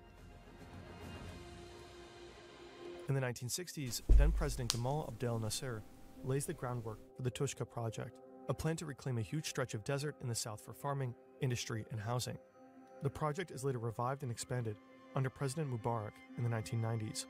The idea is to tap man-made Lake Nasser and pump water into new canals to irrigate farmland. Tushka is in the way in the south. For years was touted as reclaiming 500,000 or 1 million acres of land, and is going to have an enormous population. Tushka was pitched as the solution to Egypt's demographic and economic problems. And that was in around the year 2000, 2004. And then it finally appeared that almost none of it was ever done. Recent satellite images do show some scattered fields, but the promised megacities are nowhere to be seen. And yet, even today, the government keeps clinging to the plans. It shows, if nothing else, how difficult these projects are and how big the potential is for waste, not just of money. Then there's the Sinai project, announced in the late 90s. Once again, huge desert areas were supposed to be reclaimed for agriculture and irrigated by a new canal. It was called the El Salam Canal. Part of the canal was actually built and put to use, but most of the project never materialized. What? There were countless potential problems, from soil salinization and water pollution to coastal areas being eroded by the sea. So it looks like every one of Egypt's rulers has to have these mega projects to anchor his success and popularity. But save for a few exceptions, most of these projects fail. The New Delta project is another attempt to revitalize the city, open up land for crops and communities, and make the country more independent. Will it work this time? I mean they're trying, though. To grow anything here, you obviously need water. Lots of it. The project draws from multiple sources: groundwater, polluted water from this lake near Alexandria, and most importantly, the country's lifeline, the Nile. The plans include several canals. One of the few sources of information is Google Earth. Thank God for Google Earth, because it shows the reality, at least you can see. The first canal runs here. It channels Nile water from the so-called Rosetta Branch and stretches about 42 kilometers to the eastern limits of the new delta. You can see several smaller canals shaking across the sand. Some are still under construction and supposed to carry the water deeper into the desert. The second large canal is even more impressive and about 114 kilometers long. It carries a supposed 3.5 billion cubic meters of water each year, starting at another canal up here and cutting straight across the desert. The water moves both above and below ground, from station to station. That's pretty But cool. it doesn't just flow downhill on its own. In some places, it has to be pumped over 100 meters up. What? They're taking it off the Nile at an altitude of 16 meters, and they have to pump that up to 120 or 130 meters. That sounds laborious. Dude, always these fucking Egyptians with their goofy ass mega projects, man. Dude, it's like they never gave up the pyramids. They never gave that shit up. I think that's just proof that they built the pyramids with water. They did. Just look at their mindset. But what the fuck are they doing? Building a lake? Come on, man. It sprawls across 320,000 square meters. At the front, 15 massive basins sit side by side. They take in polluted industrial and agricultural wastewater and send it to these 3 treatment plants. The plant can purify up to 7.5 million cubic meters of wastewater per day. That's enough to cover the daily water needs of 24 million people in the US. But the new delta taps another water source besides rivers and lakes. Far below the desert lies the world's largest fossil groundwater reservoir, the Nubian Sandstone Aquifer System. It stretches beneath 4 countries and is estimated to hold between 150,000 and 370,000 cubic kilometers of water. That's more water than the Nile would discharge over the course of 500 years. The water has been trapped here for thousands of years, locked between layers of rock. They're poor because it's overcrowded. But even this Or they have a bunch of people, but they only have one river. Right? They should have just had built. You should have built a second river. You know, they just built a second river. Would have been good. But building lakes is for pussies, though. It's just shit. And water comes out. That's not what this is. No one knows just how much of the water down there can actually be used. And Bauer says that the deeper you go, the saltier the water gets. So there's a real risk that the water pumped up from the aquifer could eventually be too salty to use. And while the reservoir may be huge, it's still finite. It's not sustainable. You're dealing with water which probably isn't replenished. The water, Exactly like India. I just said this. Right? It's so overcrowded. If you have so many people, you know, why are you people malnourished? Because you have so many cities, but you have no farms to supply the cities. Right? If you have no food supply for the cities, of course they're going to be malnourished. From all these sources flow through underground pipelines out to the cultivation areas, and that's where they appear. The green circles. I don't see the problem. I don't see the problem. Their shape comes from center pivot irrigation systems. Water sprinklers sweep across the fields like the hands of a clock.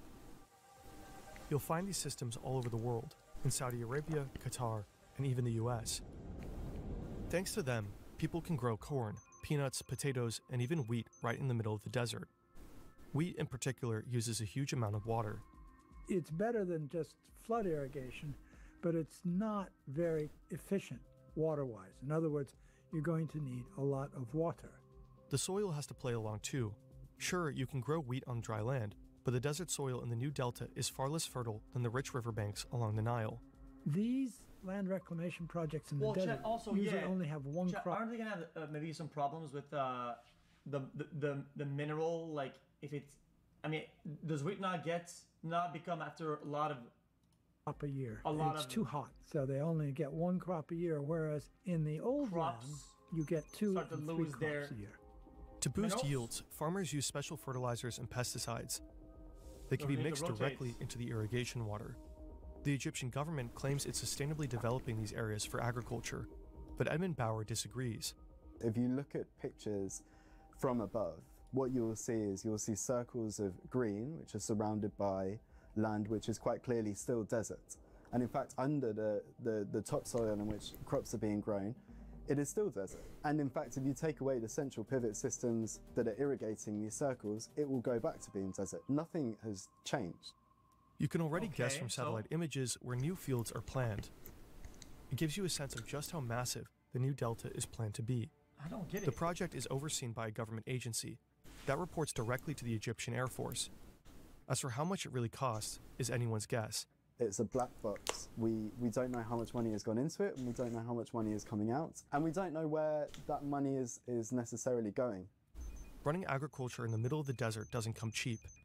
You need processing plants, warehouses, a network of roads and cold storage units, grain silos and artificial rivers.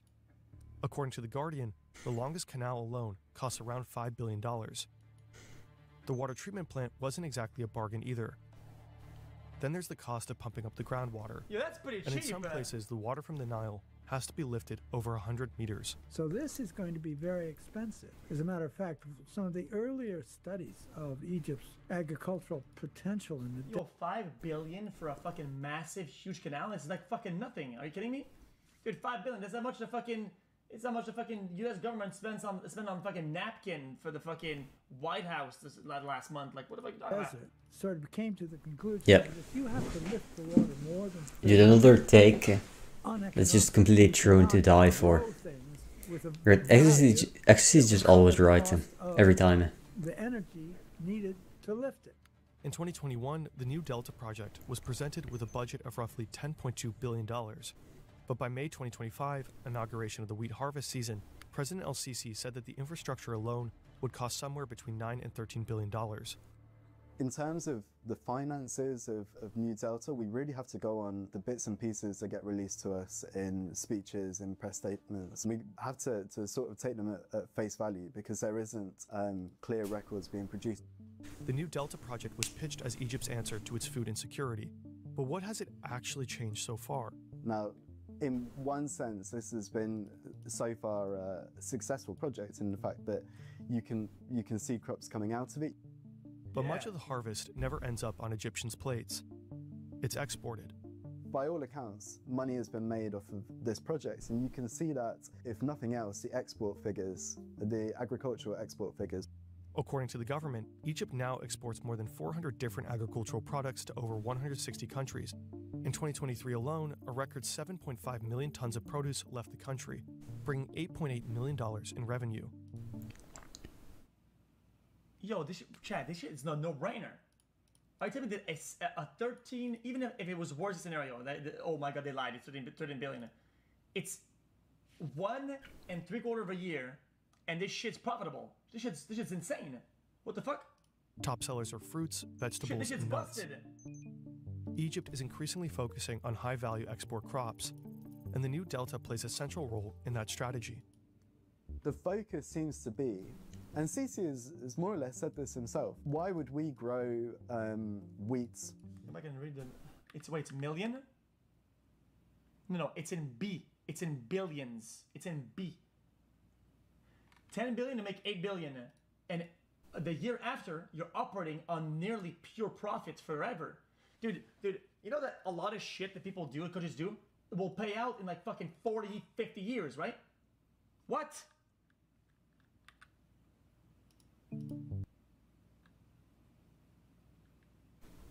Oh, revenue, so not net. Oh yeah, the margins are pretty thin probably. Yeah, this will pay out in fucking 20 years then, fuck it. In records for different agricultural products to over 160 countries. In 2023 alone, a record 7.5 million tons of produce left the country. Guys, it's a million tons of produce. It's not me. No, Chad didn't listen. You guys said I didn't listen. You didn't listen. It's millions of produce, man. Bring $8.8 million in revenue. On God. Top sellers are fruits, vegetables, and nuts. Egypt is increasingly focusing on high-value export crops, and the New Delta plays a central role in that strategy. I missed it again? Oh, what the fuck? Left the country, bringing $8.8 million in revenue. Oh, that's fucking dog shit. What? In the rev? Net? That's... What? No, none of this makes sense. I don't get it anymore.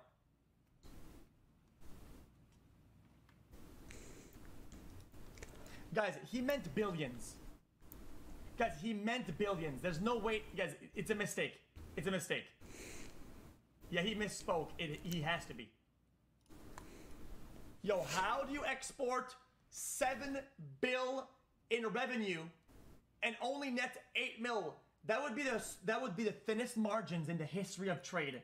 That would be like a 0.001% profit. That's crazy, brother man. Top sellers are fruits, vegetables, Yeah, and it's in billions. It's literally in billions. I don't care what anybody says. I don't care. Egypt is increasingly focusing on high-value export crops, and the new delta plays a central role in that strategy. The focus seems to be, and Sisi has more or less said this himself, why would we grow wheat, for example, which we're not going to be competitive in, which you need a lot of water and you need a lot of land, whereas we can grow other crops, citrus crops, for example. Come on in the video. At 1949,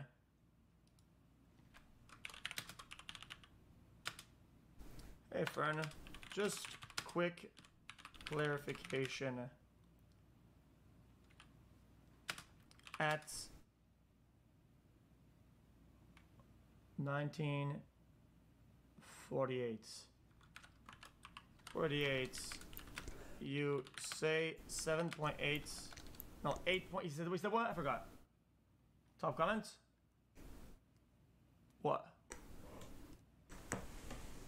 8.8 million.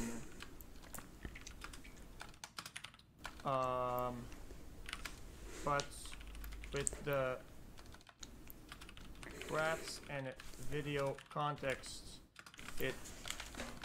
I feel like it doesn't make sense. Did you mean billion? Otherwise, apologies. My listening comprehension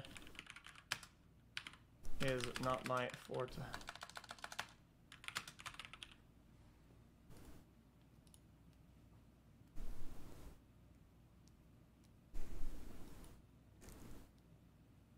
Am I zero head? We can export them for much more money, and then we can use that money to import wheat. That's what most countries that are in this kind of situation would do. So you export high value, and then you import the wheat, which is what they've always done.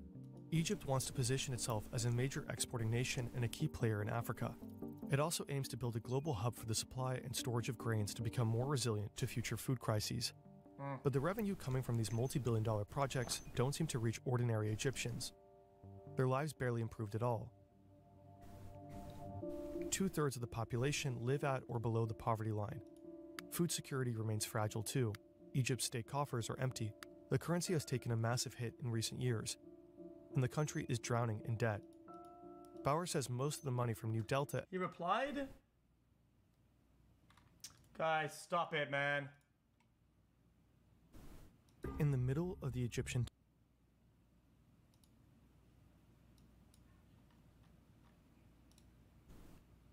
He did not reply. I can't see the replies. They're not loaded in yet. You're stupid. Man, Food shut security up. remains fragile too. Man, fuck Egypt's you, state man. coffers are empty. The currency has taken a massive hit in recent years, and the country is drowning in debt. You misspoke. Bauer says most of the money from New Delta ends up flowing back into the state. And one thing that they've consistently invested in is weapons. Egypt has got a war on its southern border. There's a civil war in Sudan. There is a war in Gaza on its eastern border. There has been violence to the west. So you can make a good case for buying weapons and investing in defense. The New Delta project devours massive resources. It's not really sustainable, extremely expensive, and nowhere near delivering the promised food security. If you're looking at... Yo, how is this all sustainable? If they put in fucking 13 bill at most, and they're making, and it'll profit in 2 years, and then be operating at pure profits, how is this sustainable? Shit's fucking bussin'. Yeah, they mean sustainable in terms of like the water theory, that it's gonna take the water out and it's not sustainable for in fucking 300 years. But come on, bro. That is such a... That has to be a long reach. I don't get it. I don't get it. Producing food to feed the country, it will be difficult to do based on using these projects. It's a difficult place to grow wheat. It's a difficult place to grow rice. So there's a very strong case to be made that Egypt will be reliant on food imports for the long run, and can start looking at other ways to secure those routes and to secure that supply chain. Maybe the real value of these mega projects is not about food at all. They generate headlines and distract from the country's real problems. The regime of President Abdel Fattah el-Sisi gets to present itself as a capable and proactive. Because you can make an announcement, you can give an artist rendition of what this project will look like. You can very quickly claim credit for something, and then hopefully you'll be able to follow through and build it. And you have this large thing that you can unveil. On the surface, it looks like a great answer to lots of intractable problems to do with the growing population and poverty that would be difficult to address in other ways. It's clear why it would be more tempting to go down the route of unveiling new large-scale projects rather than something which would be more of a systemic approach to a problem, and more building institutions. Earlier this year, the government just unveiled its latest mega project, Jirian City, a brand new city rising out of the desert. In just 5 years, is expected to feature luxury apartments, a yacht harbor, skyscrapers of up to 80 stories, and a free economic zone. Jirian is meant to attract tourists, create new jobs, and pour money into state projects. What the fuck are you doing with a yacht in the desert, man? What the fuck are you gonna do? The era of desert mega projects seems far. Oh bruh. I mean, these photos, man, I can't. Create new jobs and pour money. It's like The Sims. The era of desert mega projects seems far from over. That's the future, and the government has decided they're all going to go to the desert. Okay. In February 2022, Ethiopia completed a massive gravity dam in the south of its national territory. Its walls reach up as high as the pyramids of Giza, holding back the waters of the Blue Nile, the Nile's most important tributary. Ethiopia plans to double its current energy production thanks to the dam. So why don't governments that have developed, like the West or whatever, right, seize places that had these opportunities? Like, yo, listen, there's water here, we could do a dam here. Why don't they fucking loan money out to these countries, right? And they go, yo, listen, we'll build this fucking dam, 50 bill, right? You make the energy back, you make some money off the shit, right? You give us 75 bill within fucking 10 years. Fuck this, done. Too easy, too easy. This is too easy. Everybody wins. They get a dam, they pay a little bit of profit on top. It's all good. They help the country, help them develop, right? They make it faster. Boom, that's just too easy. What do they do that? China does that? W. I mean, what can you do? It's just business. Tributary. Ethiopia plans to double its current energy production thanks to the dam. What marks a milestone for Ethiopia sparks panic downstream. Egypt and Sudan fear they'll receive far less water in the future. That kind of control gives Ethiopia a powerful bargaining chip. The Egyptian government calls the dam an existential threat. Relations between the two countries are tense. What? The Nile remains Egypt's lifeline.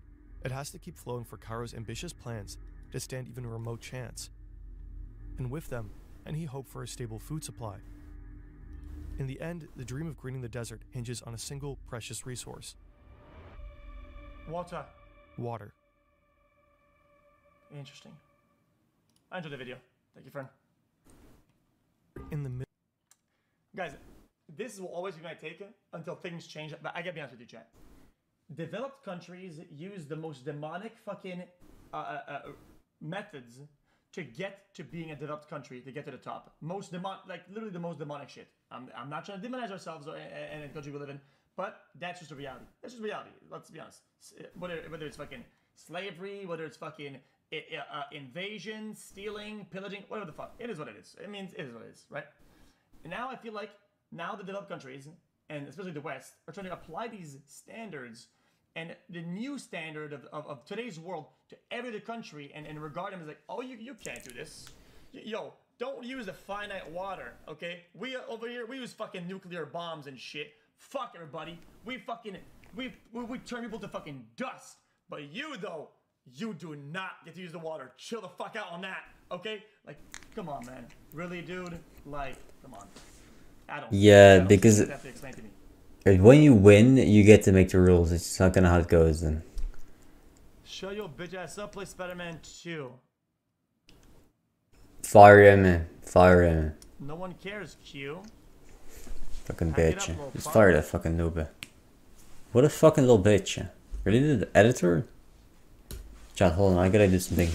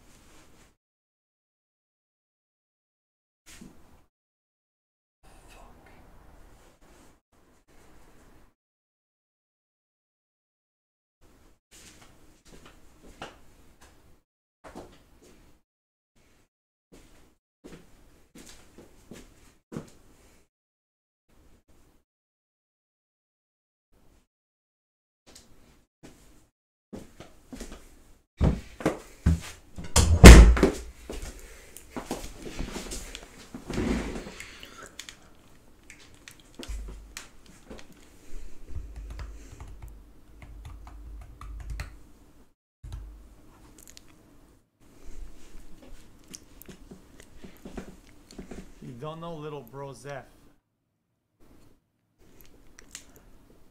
Top title comment. Brotato chip. You fell off. Ignore him, bro.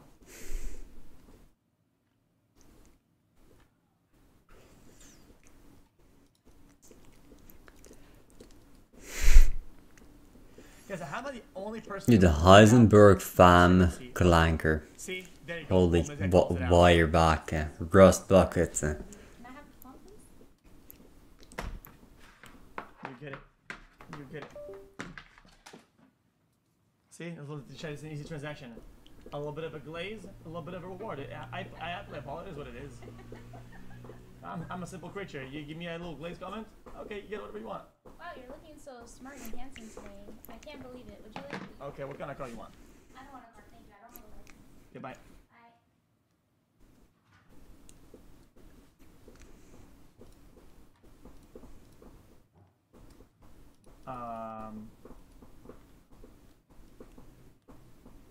The top comment is your own channel.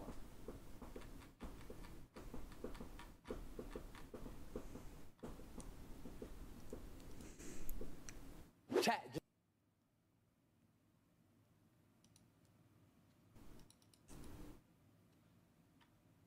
Interesting. Buddy, yo, actually clips. Here's what I'm prepared to do with you. Okay? We'll take a gamble. How about that? You're a gamble guy? Yeah. Hold on, clips guy. I play all these games back to back in a marathon, right? You edit the videos, post it, whatever, right? And we compare what we're doing now about everything, right? And if there's some form of fall off, right, where the numbers don't add up, right?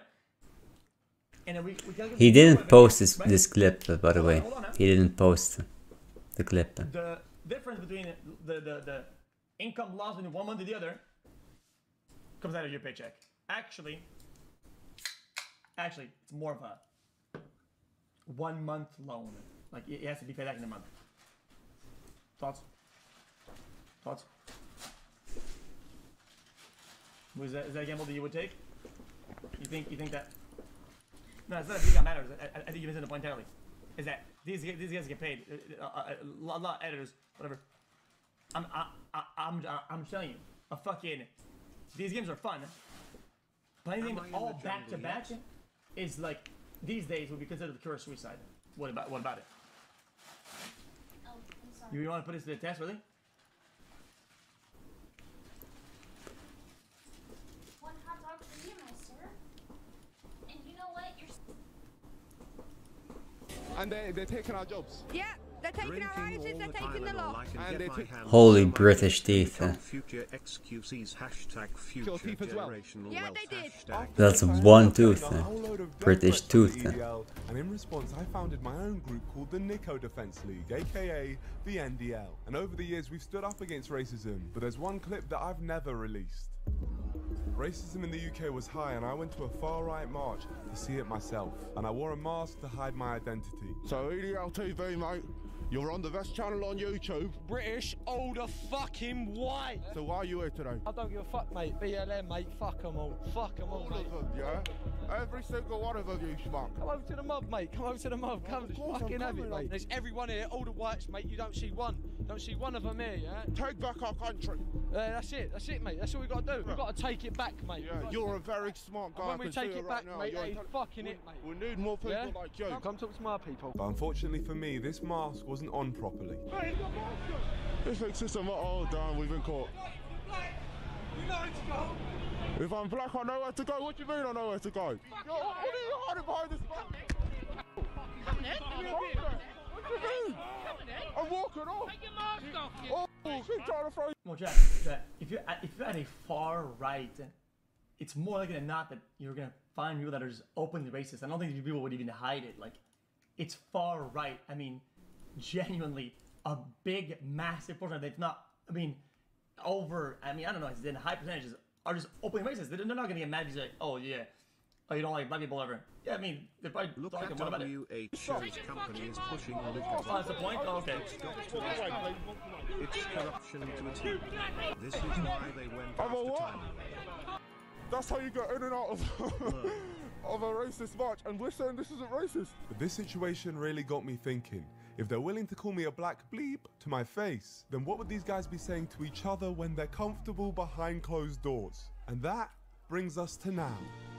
Tommy Robinson, the guy who literally founded the English Defence League, is hosting a march called Unite the Kingdom. And despite questionable groups confirming Dude, Borderlands 4. we're told that they're not racist, and it's just slander by the media. We're not here because of their skin colour. We're not here because of race. We're not here because of what they look like. There's people over there shouting racist, far right.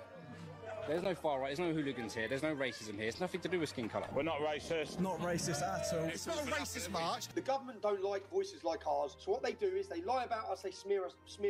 White supremacist, Nazi, racist, Islamophobe. So I decided to go undercover myself and find out people's motivations for going, and also see if there actually is racism, or if it's one big smelly lie. But this time I wasn't cutting any corners. There's many people at this march who might have sent me death threats in the past, so I employed an undercover security team to keep me safe and help me blend in. I also completely transformed my identity all the way through to my personality. Ladies and gentlemen, introducing Ron Side. It's an honor to be here. I'm Ron, a 64-year-old man. I love my kids. I love my wife. But above everything, I love Tommy Robinson. I even met him once. You support us, the NDL. Come on, man. Cheers, Pop. So with that, I headed out our home base and towards the march. That match is so terrible. What opinions were we going to hear? We've been told that no one at this march is racist. Well, let's see about that. The setting for the march was sunny. The moods were high. Almost everyone was drinking, and we were singing our lungs out. Oh, Tommy, Tommy!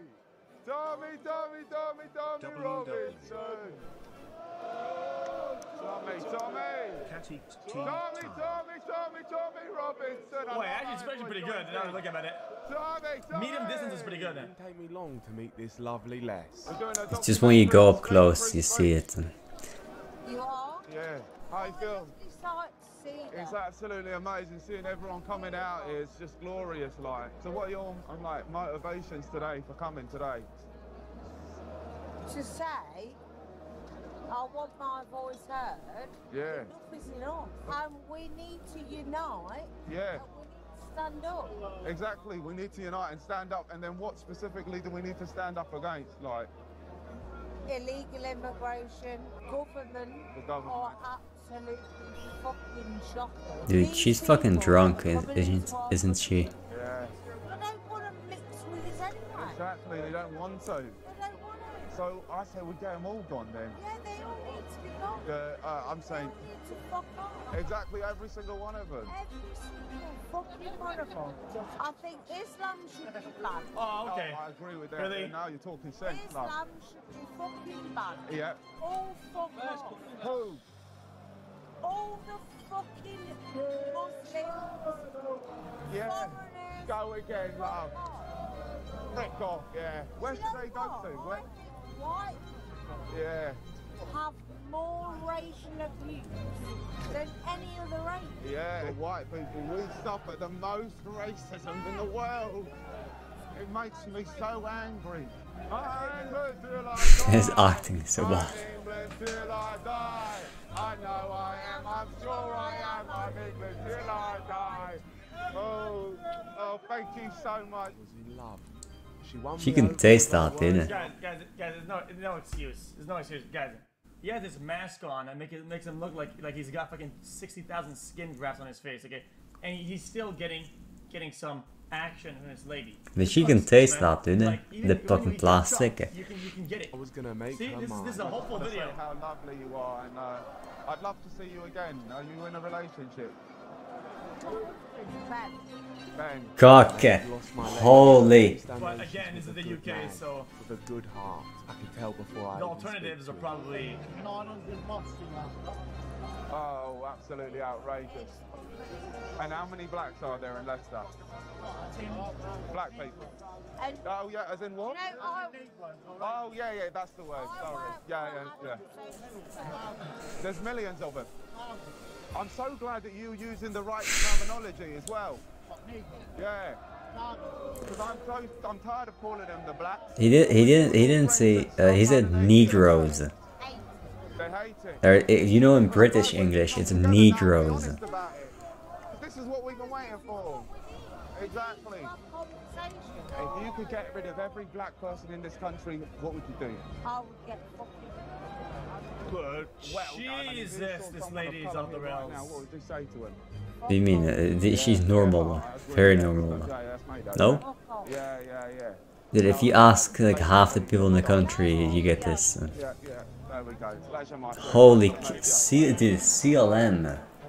Huh? Yeah, because off the rip, she wasn't as bad. Like, I mean, off the rip, she said, what?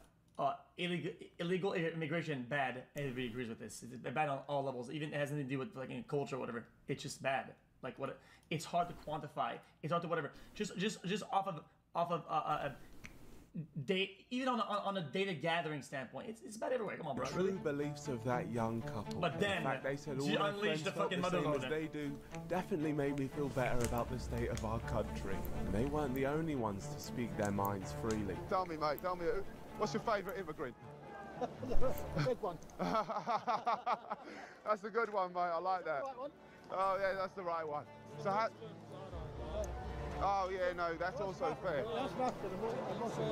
You hate the Africans and the Muslims. Yeah. Like he said, the Africans and the Muslims are bad. But there's nothing worse than an African Muslim. There's 3 of them in that awful group, the Beta Squad. They make me sick. Sidemen on top always. What we're doing right now. Who the fuck? They make me sick. Sidemen on top always. Guys, what did they do to his face? Is this edited?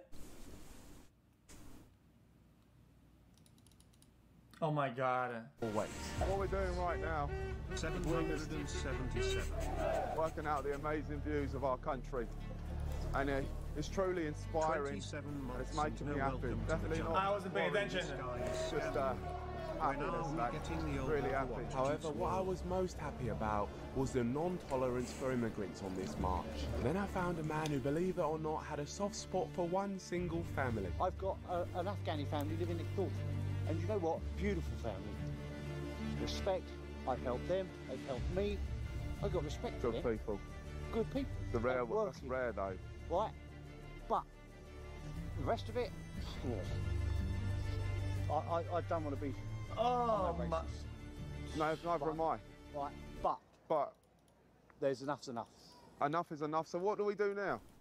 What we're doing now. They're all drunk. Made me believe that when you meet people and give them a chance, instead of thinking that they're if somebody squeezed them about yo, what about isn't that kind of Islamophobia or whatever? You'd say, dude, my neighbor is, dude.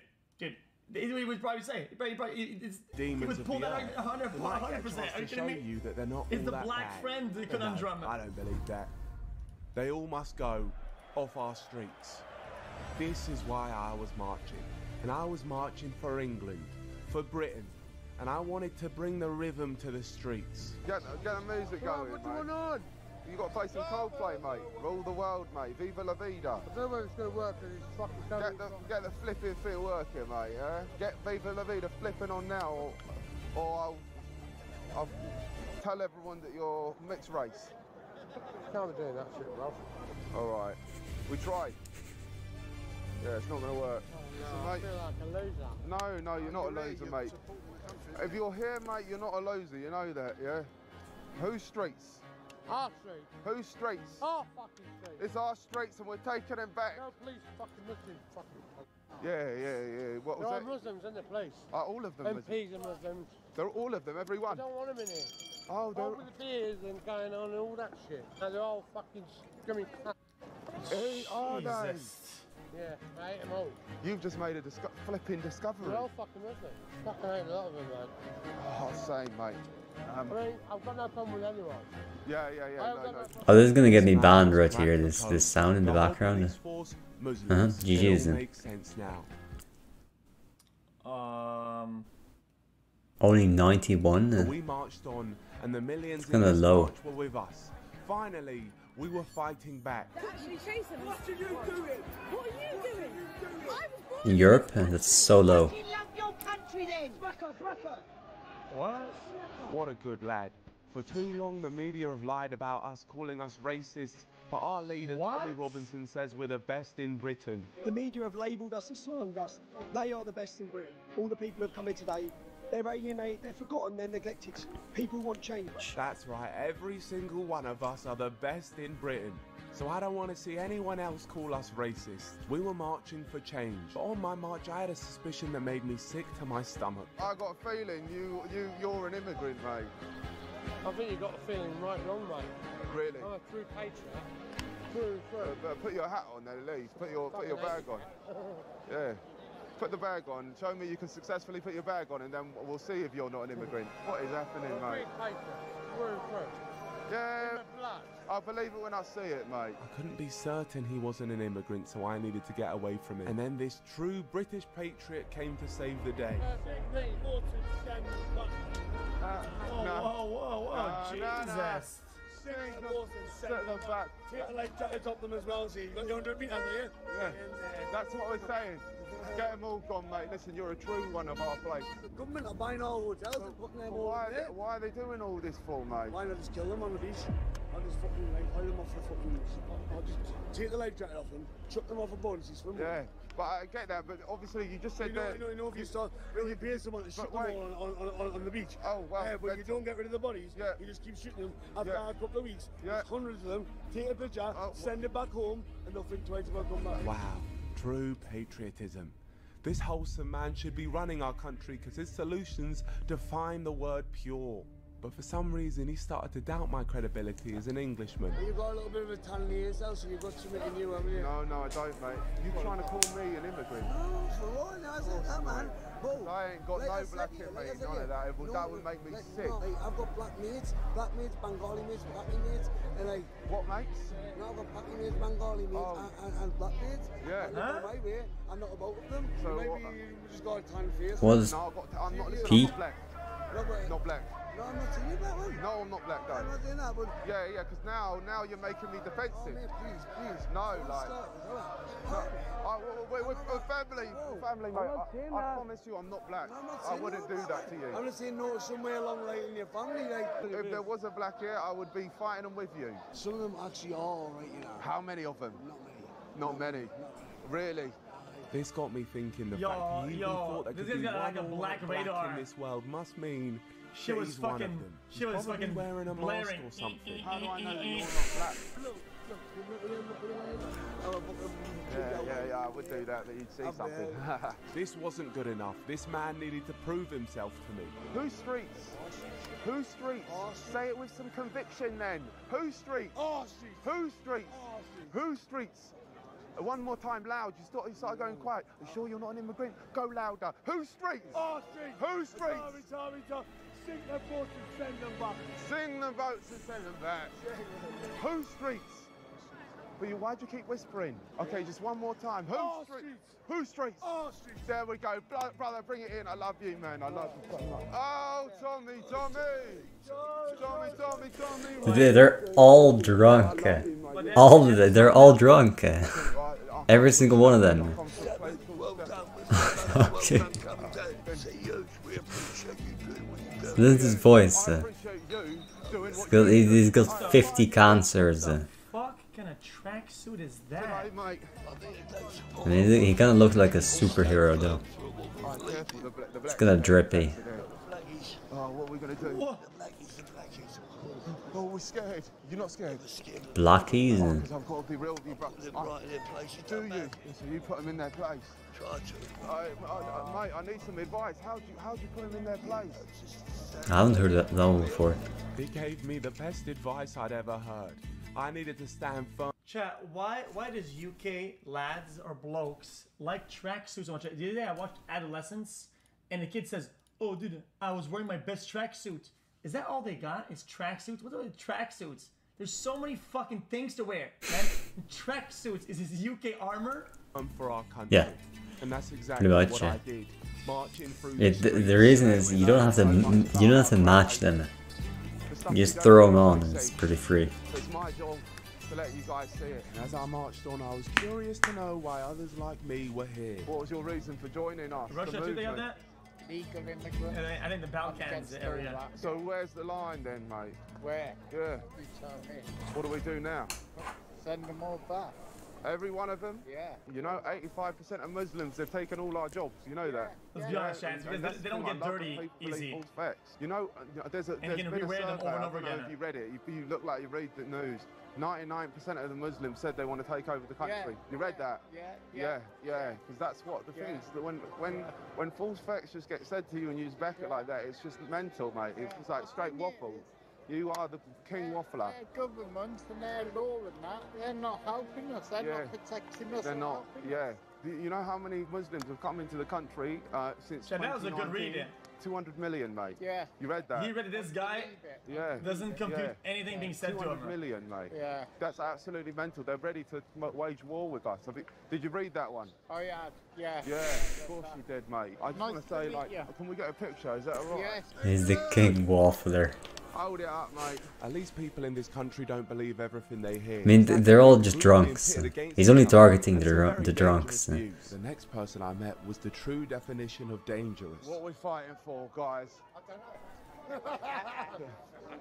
There we go. That's an honest answer. Guys, I've got a confession to make there. My granddad, he was actually mixed race. He was actually part black. Fuck off, yeah. Oh. It's okay. Is that okay, mate? I don't think he was joking, though. So you don't care about that stuff? Oh, they both did the same joke at the same time. Oh. That's not bad, is it? Yeah, like, I hate every black person I see here. No, cannot say that. Really? What have they done to you? You're right, actually. Wait, so we should be proud to be British, no matter where we come from? When you live over here, you're proud to be British. You're living over here. Oh, yeah? No, listen, mate, I like what you say. On the inside. Huh? We're all pink on the inside, mate. Well, yeah, we all bleed blood. Holy so hippie. What's the reason you're here then, mate? Sick of the Labour government. They need to go. The Labour needs to go. People are trying to make out they're embarrassed on the flag or whatever. Are you embarrassed on the flag? I'm not embarrassed at the flag, mate. Wow. This is the first person I spoke to who didn't agree with my views. The first one, can you believe it? He's completely delusional if he thinks coloured folk aren't a disease to our country who hate our flag. Not a single one of them benefits us and I hate them all. But I was getting a bit flustered, so I needed someone with an actual grip on reality to calm me down. Fuck you all. Because Keir Starmer is a bummer. He's not a wanker, he's a bummer. Yeah, he is. Not on your fucking face. Chat. A wanker is somebody who wanks other people, and a bummer is somebody who he touches people's butts. Is that what he touches? He's just a bummer. Listen, you. Yeah, he's a bummer. He wants to film us. You grab him. What are you doing with that fucking phone? What are you doing there, you stupid prick, yeah? Hey. Oh, okay. He bums and likes being bummed. I guess. Listen, mate. Okay, yeah. You know what? I was about to get him too. Not right. I was about to get him too, but we'll leave him to it. Not right, is it? No, it's not right. Right, just take a picture of you on his phone. No, it's not right. I would have backed you, and we would have got him. I just took to me now. I would have got. That cameraman got away with one there, as we would have ended him. But let's not distract ourselves from the real reason we're here. To take back our streets. Whose streets, mate? Our streets! Whose streets? Our streets! Whose streets? Our streets! Whose streets? Our streets! Whose streets? Our streets! Whose streets? Our streets! Oh, it's glorious. It's glorious. It's glorious. It's glorious. I know it's made to make the video more out there, right? But I actually wonder some of the more normal people that have a flag on. Some of the people like let's say him, like he had a flag on, whatever, right? Ask him like, what's up? Streets. Not drunk, just to see a normal non-drunk flag. Who streets? Yeah. Who streets? Our streets. Wait, one sec. Let's see what's up. I know these are the tourists, I'm just saying that Who streets? type. Our streets. What we protesting, love? Well, at the end of the day, who Look, this guy. knows? Because fucking... Yeah, that's how I feel too. We are laws, you know, the whole sex outside the world. Oh, they call us racist for wanting all the blacks and the Muslims gone. I love bacon! I love black pudding! Bring on the full fucking English Well, we already knew that. I want bacon! Hot, sweetie bacon! Yeah. Fuck fucking smoke bacon. That's what we. Fucking mindless bacon. Yeah. Just give me bacon. Can I ask you a question? Yeah. Yeah. Taking over. What's your favourite immigrant? I've got a favourite immigrant. That's the right answer. What's your least favourite though? I've got one. Oh, Islam.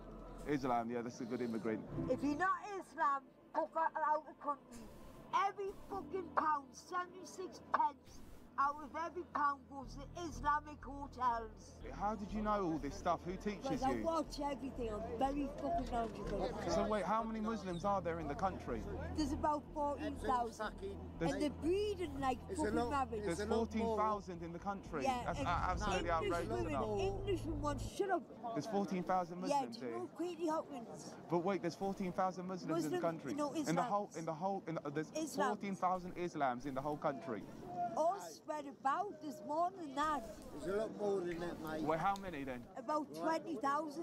20? Oh, no, mate. Don't say that, don't do that, don't. There's not, Chat, no. 14,000 aware, 20,000 aware.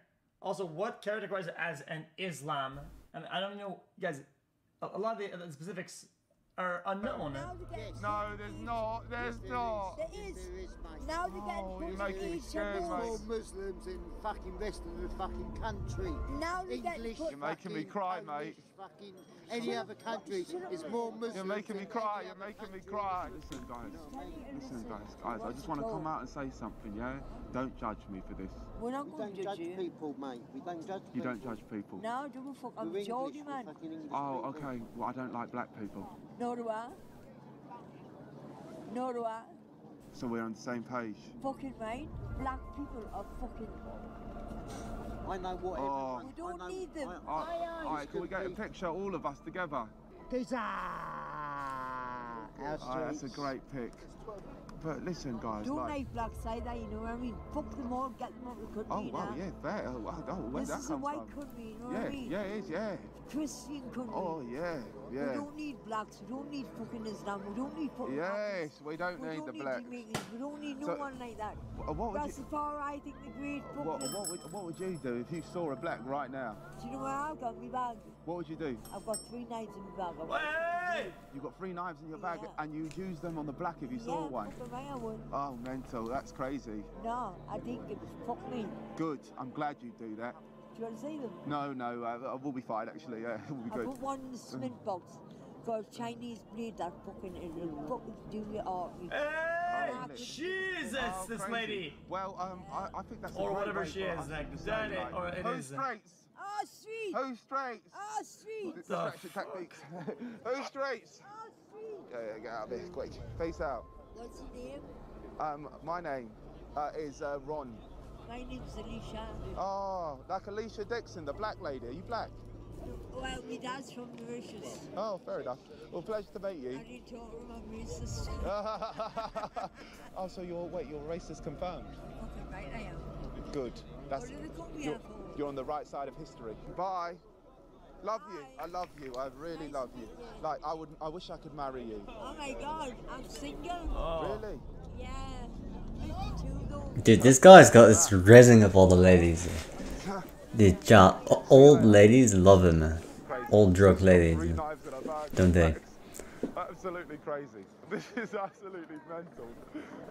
Like I'm genuinely shocked. The fact that these are some comfortable opinions in the country is nuts. Damn right they're comfortable opinions. I'll always remember our Alicia. I love bacon! I'll dream about cooking us some bacon, streaky bacon, and a whole lot more bacon. If you're As I chopped, left you the go love on of one my of these life across parades. the bridge, See I a- saw 32 Chat, million. So, if you're single and chopped, you go to one of these parades, put a flag on, you just see the big ones, just be racist next to them, and then boom, you guys have a wifey. It seems like a cheat code. Million of us standing together strong. Sometimes I think to myself, our immigrants Yeah. getting There's a new scapegoated method for just all our dropped. country's issues. But then I tell myself to stop being so stupid. And I think I found a lady who knew the true answers. She definitely wasn't just a catchphrase merchant. You guys doing free speech? Yep. Free speech. Free speech. What are we documenting today? What we got out of it? Yeah. Well, surely they've got to listen to us now. And what are they listening about? Well, we want our country back. We want the boats. Chopped. The immigrants gone. Yeah. and get us back to what? Like Trump, make Britain great again. Yeah, yeah. So how can we make Britain great again? Stop the boat. Either Stop the boats is true. Would be something, you know what I mean? So once the immigrants are gone, then we're okay. It goes past that, but it'll help. So what can we do? Well, wow, got you. Thank you. Mental. Mental. She did that behind the camera. Absolutely mental. If you didn't see that, this brave lady gestured that the answer to our problems is to shoot people. That's right, she straight up did gun fingers and suggested we shoot. And she's right. The answer to problems is always violence. Violence and beer. And I was out of cans, so I needed a top up. Yeah. Got any more of those drinks? I have it. Only got one left. Yeah, I'm marching. I've been marching this whole time. Well, only the topic of the video is that I cannot really have any takes on it. These takes are fucking absolutely abysmal. They're awful. Like, what? How do we comment on that? Oh yeah, this is bad. Hey, big men, keep being big man. All I have to say is jokes. Like, these people are fucking outrageous. Yeah, so literally go for a while. Yeah, sorry. Shall I just take your one then? A bit left. Yeah, thanks, mate. Yeah, proper geezer. Thank you, mate. It's disgusting. I hope my whole mask doesn't slip off. Well, stopping the boat. I've reached the march.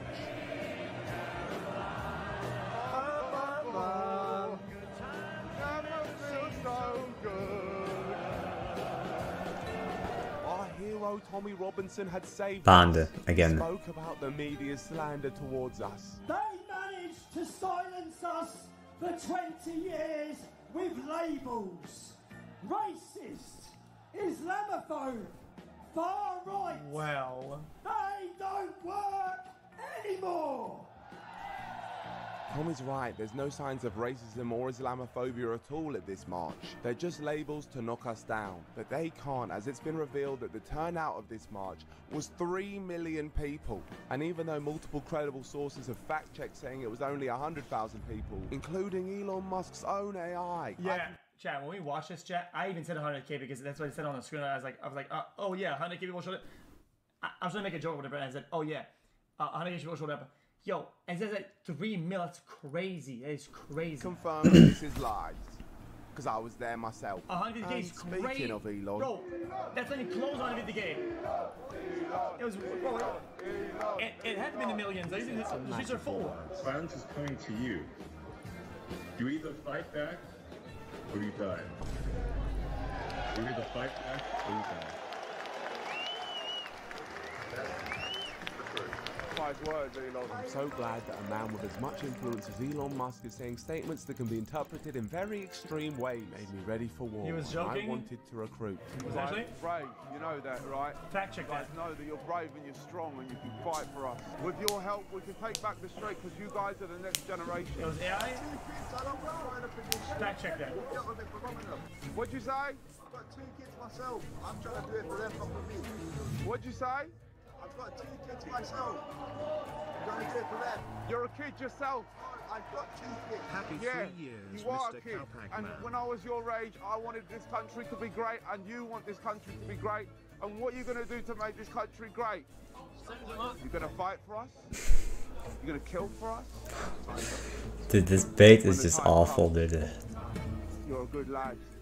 Good soul. What are you doing here today? Standing up.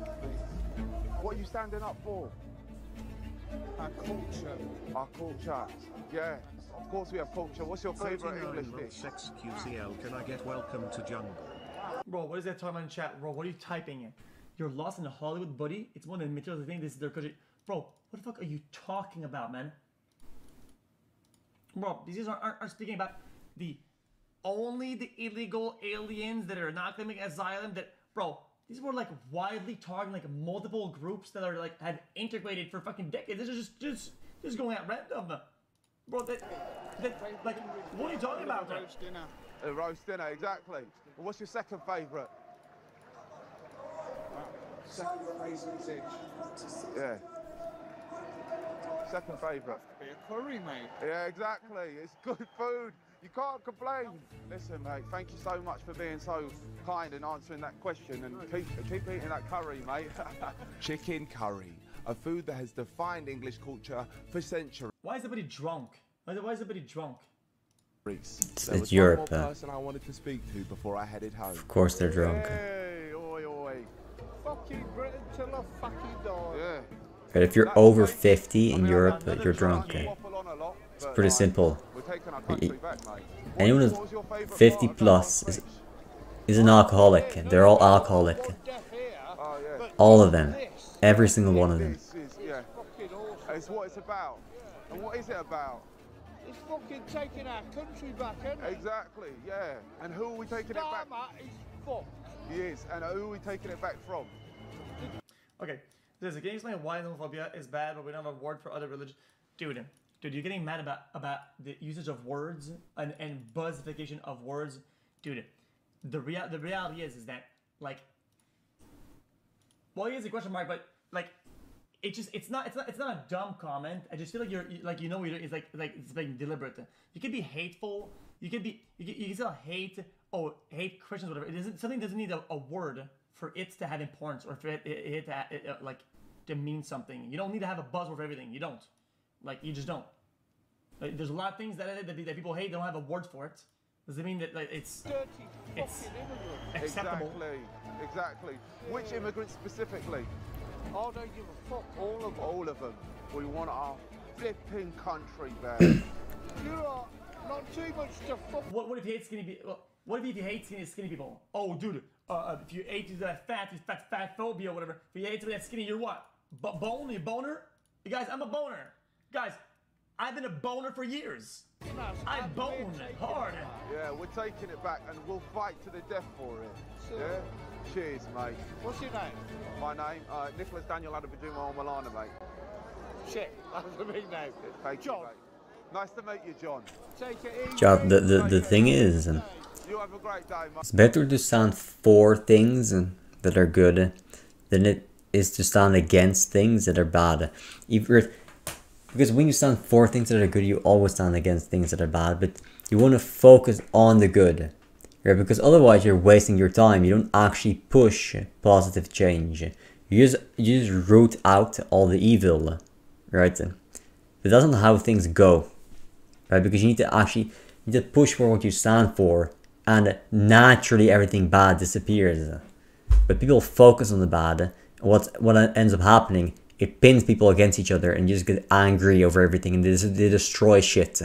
They destroy things without ever thinking about what comes after. That's the problem, right? That's the problem. An eventful time I've had. Interesting. Chat, just as like a side video, or maybe like extra content, whatever. Probably should make another video. Is like that's more serious about the topic, or whatever. I would have been interested to see 3 types of interviewing style, right? Maybe in different brackets or whatever. One completely random. Somebody that has a flag on, interview. Because this is obviously a lot of them are uneducated, drunk to the point of they're slurring their words, old. Like, it's a pretty targeted demographic. And you say, oh yeah, that's a lot of them. It doesn't matter. It doesn't matter. Just off the rip, just as a more let's do it for fun, see what we get as an answer. Just get absolute randoms, just to kind of quantify and see the difference. I think it'd be interesting, because that was like super cherry picked, which is fine because it's a video that's meant to be dramatic and kind of out there, and it's cool. I think it was funny. But the question is, what did I think of this march? When it comes to community, it doesn't go any better. If you look like me, you're going to have an absolute amazing time there, I promise you that. Anyone else, I'm not so sure. But for community, I would give this... Well, let's look at this guy. See? Here's a good one. There. Anyone else, I'm not so sure. But for... There was 2 right there. There's another one. Young, is what a girl's got a flag on. See what he means. We'll see what he thinks about all that. Doesn't look drunk, no beer in hand. Just random guy. Community, I would give this a 5 out of 5 for myself, of course. And the guy right there was security? Genuine kindness. Well, no, it wasn't. It was a little guy. So kind. Nothing vulgar said at all. We're all on the same page. 5 out of 5 as well. Loved it, mate. What a time.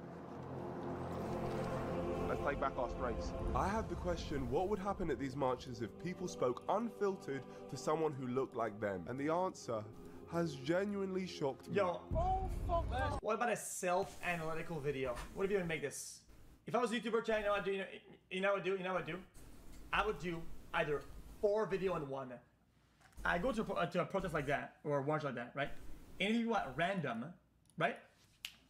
And then edit the video where the people are wilding the fuck out. Let's say on one end, a protest like this, and let's go to another protest that is being far right, it's more like left, whatever. And do the exact same thing. Interview at random, then cherry pick. And then you put them in order. Far right, far left. Everybody's fucking off the rails, fucking, oh, we don't like these people. In both videos, and then put both videos again, but it's both at random. Boom. Nah, she's scared. Hi, is this DJ Toenail? I am pounding Miss Pity to your music. I hope you win at the Grammys next year. Dude, Well, it's just something that I know over the whoever years, made that shit, get a fucking job, dude. You're a waste. You're a waste of space. Dude, what a fuck, dude, what, fuck you. And in Channel 5, right? Just, Channel 5 can make anybody just look fuck bad. you, dude. Yo, he can go to any protest, whether it's for something good, something Wait. bad. He'll EA. is a name that strikes fear into the wallet of gamers everywhere. EA sold it just now. They were voted the, I think it was the most hated company in America, or it might have just been point blank worst company in America. Which, there are no saints over there at the EA office, but I definitely think there are worse companies. But just goes to show you the pure disdain people have for EA and their practices. They have not been well liked for a very long time. But you know who does like them? The Saudi Arabian government. They like them so much that they are buying EA for $55 billion. Now, it's not just the Saudi Arabia Public Investment Fund that's buying them all on their own outright. They've actually got a whole Royal Rumble going halvesies with them, so they've got fucking superstars like Silver Lake and Jared Kushner's affinity partners doing this deal with them. So they've got like the superstars of slime here that are forking up 55 billion clams to own EA. EA was a publicly traded company, but obviously with this will no longer be. They're taking it private. Now there is one other name here that's very important to this deal. Yo, I'm a pre-fire chat that this usually I'm gonna assume it's a net positive. I'm gonna say it's net positive. It is what it is. It is what it is.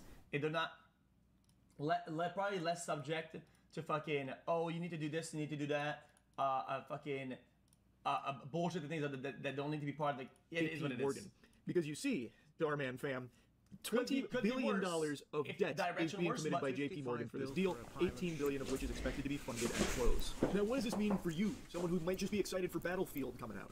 Well, 20 billion is a big number. If you converted that to pounds, it's nearly as heavy as your mother, bitch. Point is, $20 billion is what EA is now responsible to pay back. It's debt. And what are the ways that you can look to try and squeeze some more juice from Okay, man. More microtransactions, something EA is very famous for. Another strategy EA might employ is layoffs. Again, something they're not a stranger to. And I predict, as well as I've seen other people also make this prediction, you know, I'm not fucking Baba Vanga over here with some kind of galaxy brain speculative theory, I would imagine they're going to start closing studios like BioWare. I think BioWare is going to be their big one. Their games have not been performing well financially for EA for a while. Anthem, into Dragon Age, the Veilguard, they're not crushing it in their sales numbers, and they're very expensive component of EA. Maybe not in like the grand scheme of like billions of dollars, but that still is a sizable chunk of change, and I think they're going to be checking under every single cushion on the sofa, looking for any way of finding more money to pay back this debt. I would imagine there's going to be even more excessive microtransactions, just desperately trying to claw into your wallet to get you to spend money in their games, and I think there's going to be layoffs and studio closures. Again, EA is very famous for gutting studios. Okay. So I think that I got this guy talking about 1.5x speed. Okay, I got my brain going 3x speed for no reason because I'm trying to read this fucking shit, and this chat going to fucking 350,000x fucking computing with these fucking spam modes. I can't do this. I can't. Nobody can fucking bro. This is not possible. It's not possible. Now with this 20 billion debt on the plate, they're going to be even more aggressive. That's what I expect, and I've seen a lot of other people also have that same idea in their head. It just feels like that's probably the direction EA will go. And I also saw it being reported by a lot of outlets that apparently the new EA owners are hopeful that AI will be their saving grace here for cutting costs. Chat, I would argue the opposite, no? Chat, I feel like if people going this voluntarily with that much money, and we know they have deep pockets, whatever, right? It'd be the opposite. It'd be that they would be less aggressive about the debt that they're in, making a voluntary investment into this, especially since they have a lot deeper pockets compared to the company that will have to be forced to make more aggressive moves go into more debt overall. No, like boosting. Isn't that the profits, opposite? Which again.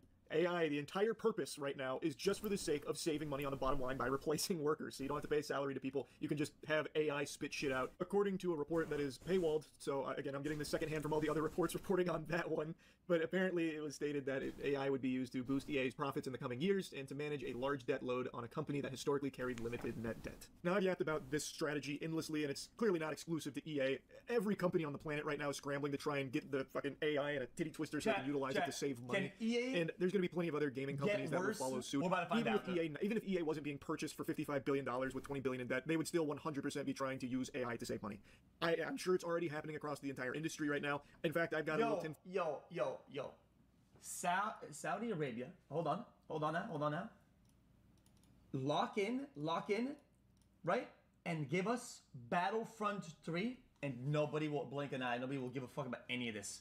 People will be EA glazers. It'll be Battlefront 3. Foil that conspiracy theory that Ubisoft CEO is actually just AI. And I don't think there's a single human being left yes, in the food chain true. for Echelon, because there is no way a sentient, living, breathing organism could have come up with ideas as stupid as Ubisoft has. But in this case, again, it's not exclusive to EA. They're just being a little more open about it, I guess, about how they're going to utilize AI to cut these costs. Now let's talk about the new owners of EA. One of them being the Saudi Arabian government. Now, if you have been paying attention to the state of tech or even the state of sports or esports, you probably know the Saudi Arabian government's been getting its fingers in a lot of different pies here. They've been exploring tons and tons of different companies and brands to own. And it's been going on for a few years now, a handful of years now. And I don't think it's going to slow down or stop anytime soon. In fact, quite the opposite. I'm confident Saudi Arabian government will continue to snatch up tons of major brands and companies across the globe. And if you don't mind, I'd like to go on a bit of a side tangent here. I'd like to blabber a bit. Esports. Many of you know, I've been in the esports space for 5 years now. Started with Moist Esports, now Shopify Rebellion. So, as an owner of an esports team, I can tell you firsthand, Saudi Arabian government wants to basically own the entire fucking industry there. And they're already getting very close with things like the Esports World Cup. Most recently, EVO, where they're the majority owner of... If you actually watch the event, and I'm not a glazer because I was sponsored by it, the event is actually good. People generally enjoy it. They have a wide variety of games that had lack funding, and they're putting games that people actually enjoy watching on the main stage with good production. People actually want to watch, and it's a good event. It is what it is. Yeah, the first event was a little lackluster in terms of spectating or whatever the fuck, right? It helps a fuck ton. Like, this shit actually helps. As long as it's sustained and they keep into the venture, how is it not as good as what we have right now? Like EVO. They have infinite money. So in a scene like esports, which money is a myth, there is, as I've said numerous times, there is no money to be made in esports. It is just an absolute endless pit of agony when it comes to financials. Me, it's fine bleeding money there because I'm doing it under the idea that I'm going to lose this money, but I'm investing in it because what I get out of it is fun. I love the spirit of competition. I love esports. It's why I had Moist Esports, and it's why I now have Shopify Rebellion, so I could expand the esports space and have more things to watch and support more players. I love it. But any business that wants to get into esports hates it because you just lose money. And the Saudi Arabian government obviously noticed that, so what they did is they put the chemical X into the sector, money. They've given tons and tons of teams, tons and tons of money to support things like the EWC and to own things in the esports space because, well, without them they're not making money, so they feel they absolutely have to play ball. I, of course, have seen this firsthand, but have declined all of that mumbo-jumbo. I haven't been shy about it. I've told you straight up numerous times, I don't watch the EWC, I don't support it at all, I don't watch it in private, nothing. I think that shit sucks. I'm sure I don't need to tell you, but the Saudi Arabian government... Yeah, but why, though? Why? I mean, chat, I think it'd be interesting to hear. Just give us a reason. Why? It's got a whole host of issues, human rights violations out the wazoo. I'm sure I don't need to go into a ton of detail into the nitty-gritty. And honestly, just the whole idea of a government deciding that it wants to get its grubby paws around an entire industry and own the entire sector outright, that's fucking terrible no matter what. So yeah, I don't like this at all. I hate what's happening in the esports space where every organization... Guys, I mean, I don't want to be weird, but dude, I think they have one major team and one major event. Dude, every other game has their own majors. There's still a extreme wide-ranging esports events. Is like a massive array of esports events. Bro, they're making their own event, and you think that they're trying to monopolize it and to control the whole scene? Dude, it's one event. Every game, every brand basically has to suckle the teat of Saudi Arabia in some way, shape, or form.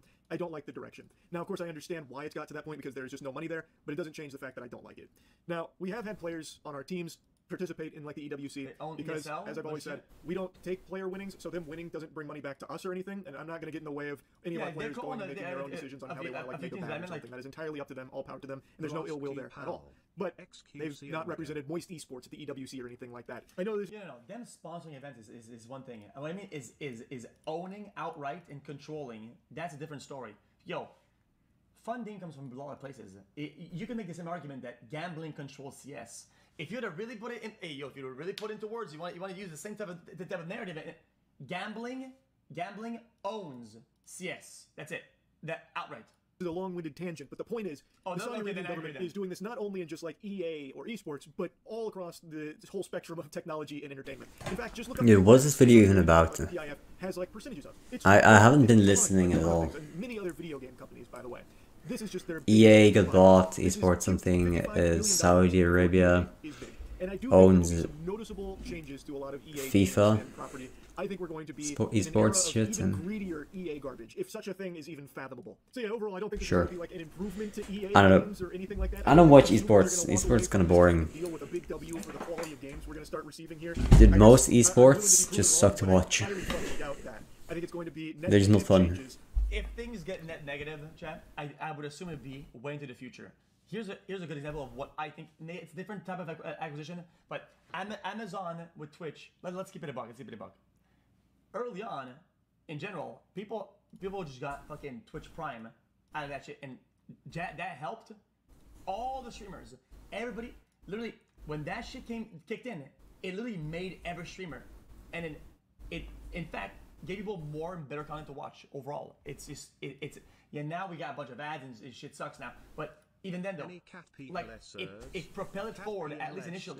So I think being negative ahead of time about this, I think is foolish. Yeah, it's like accelerationism. Anyway, chat, I think that's for today. Alright. Hey, I'm kinda tired. Just fucking tired, dude. Look, hey. Anyway, right. Remember, xQc the goat. And we have to get the goat. Hey, maybe I'll stream tomorrow. Maybe. Yeah, I'll probably have some more time tomorrow if I want to stream tomorrow. Alright, see you, man. Have a nice day, man.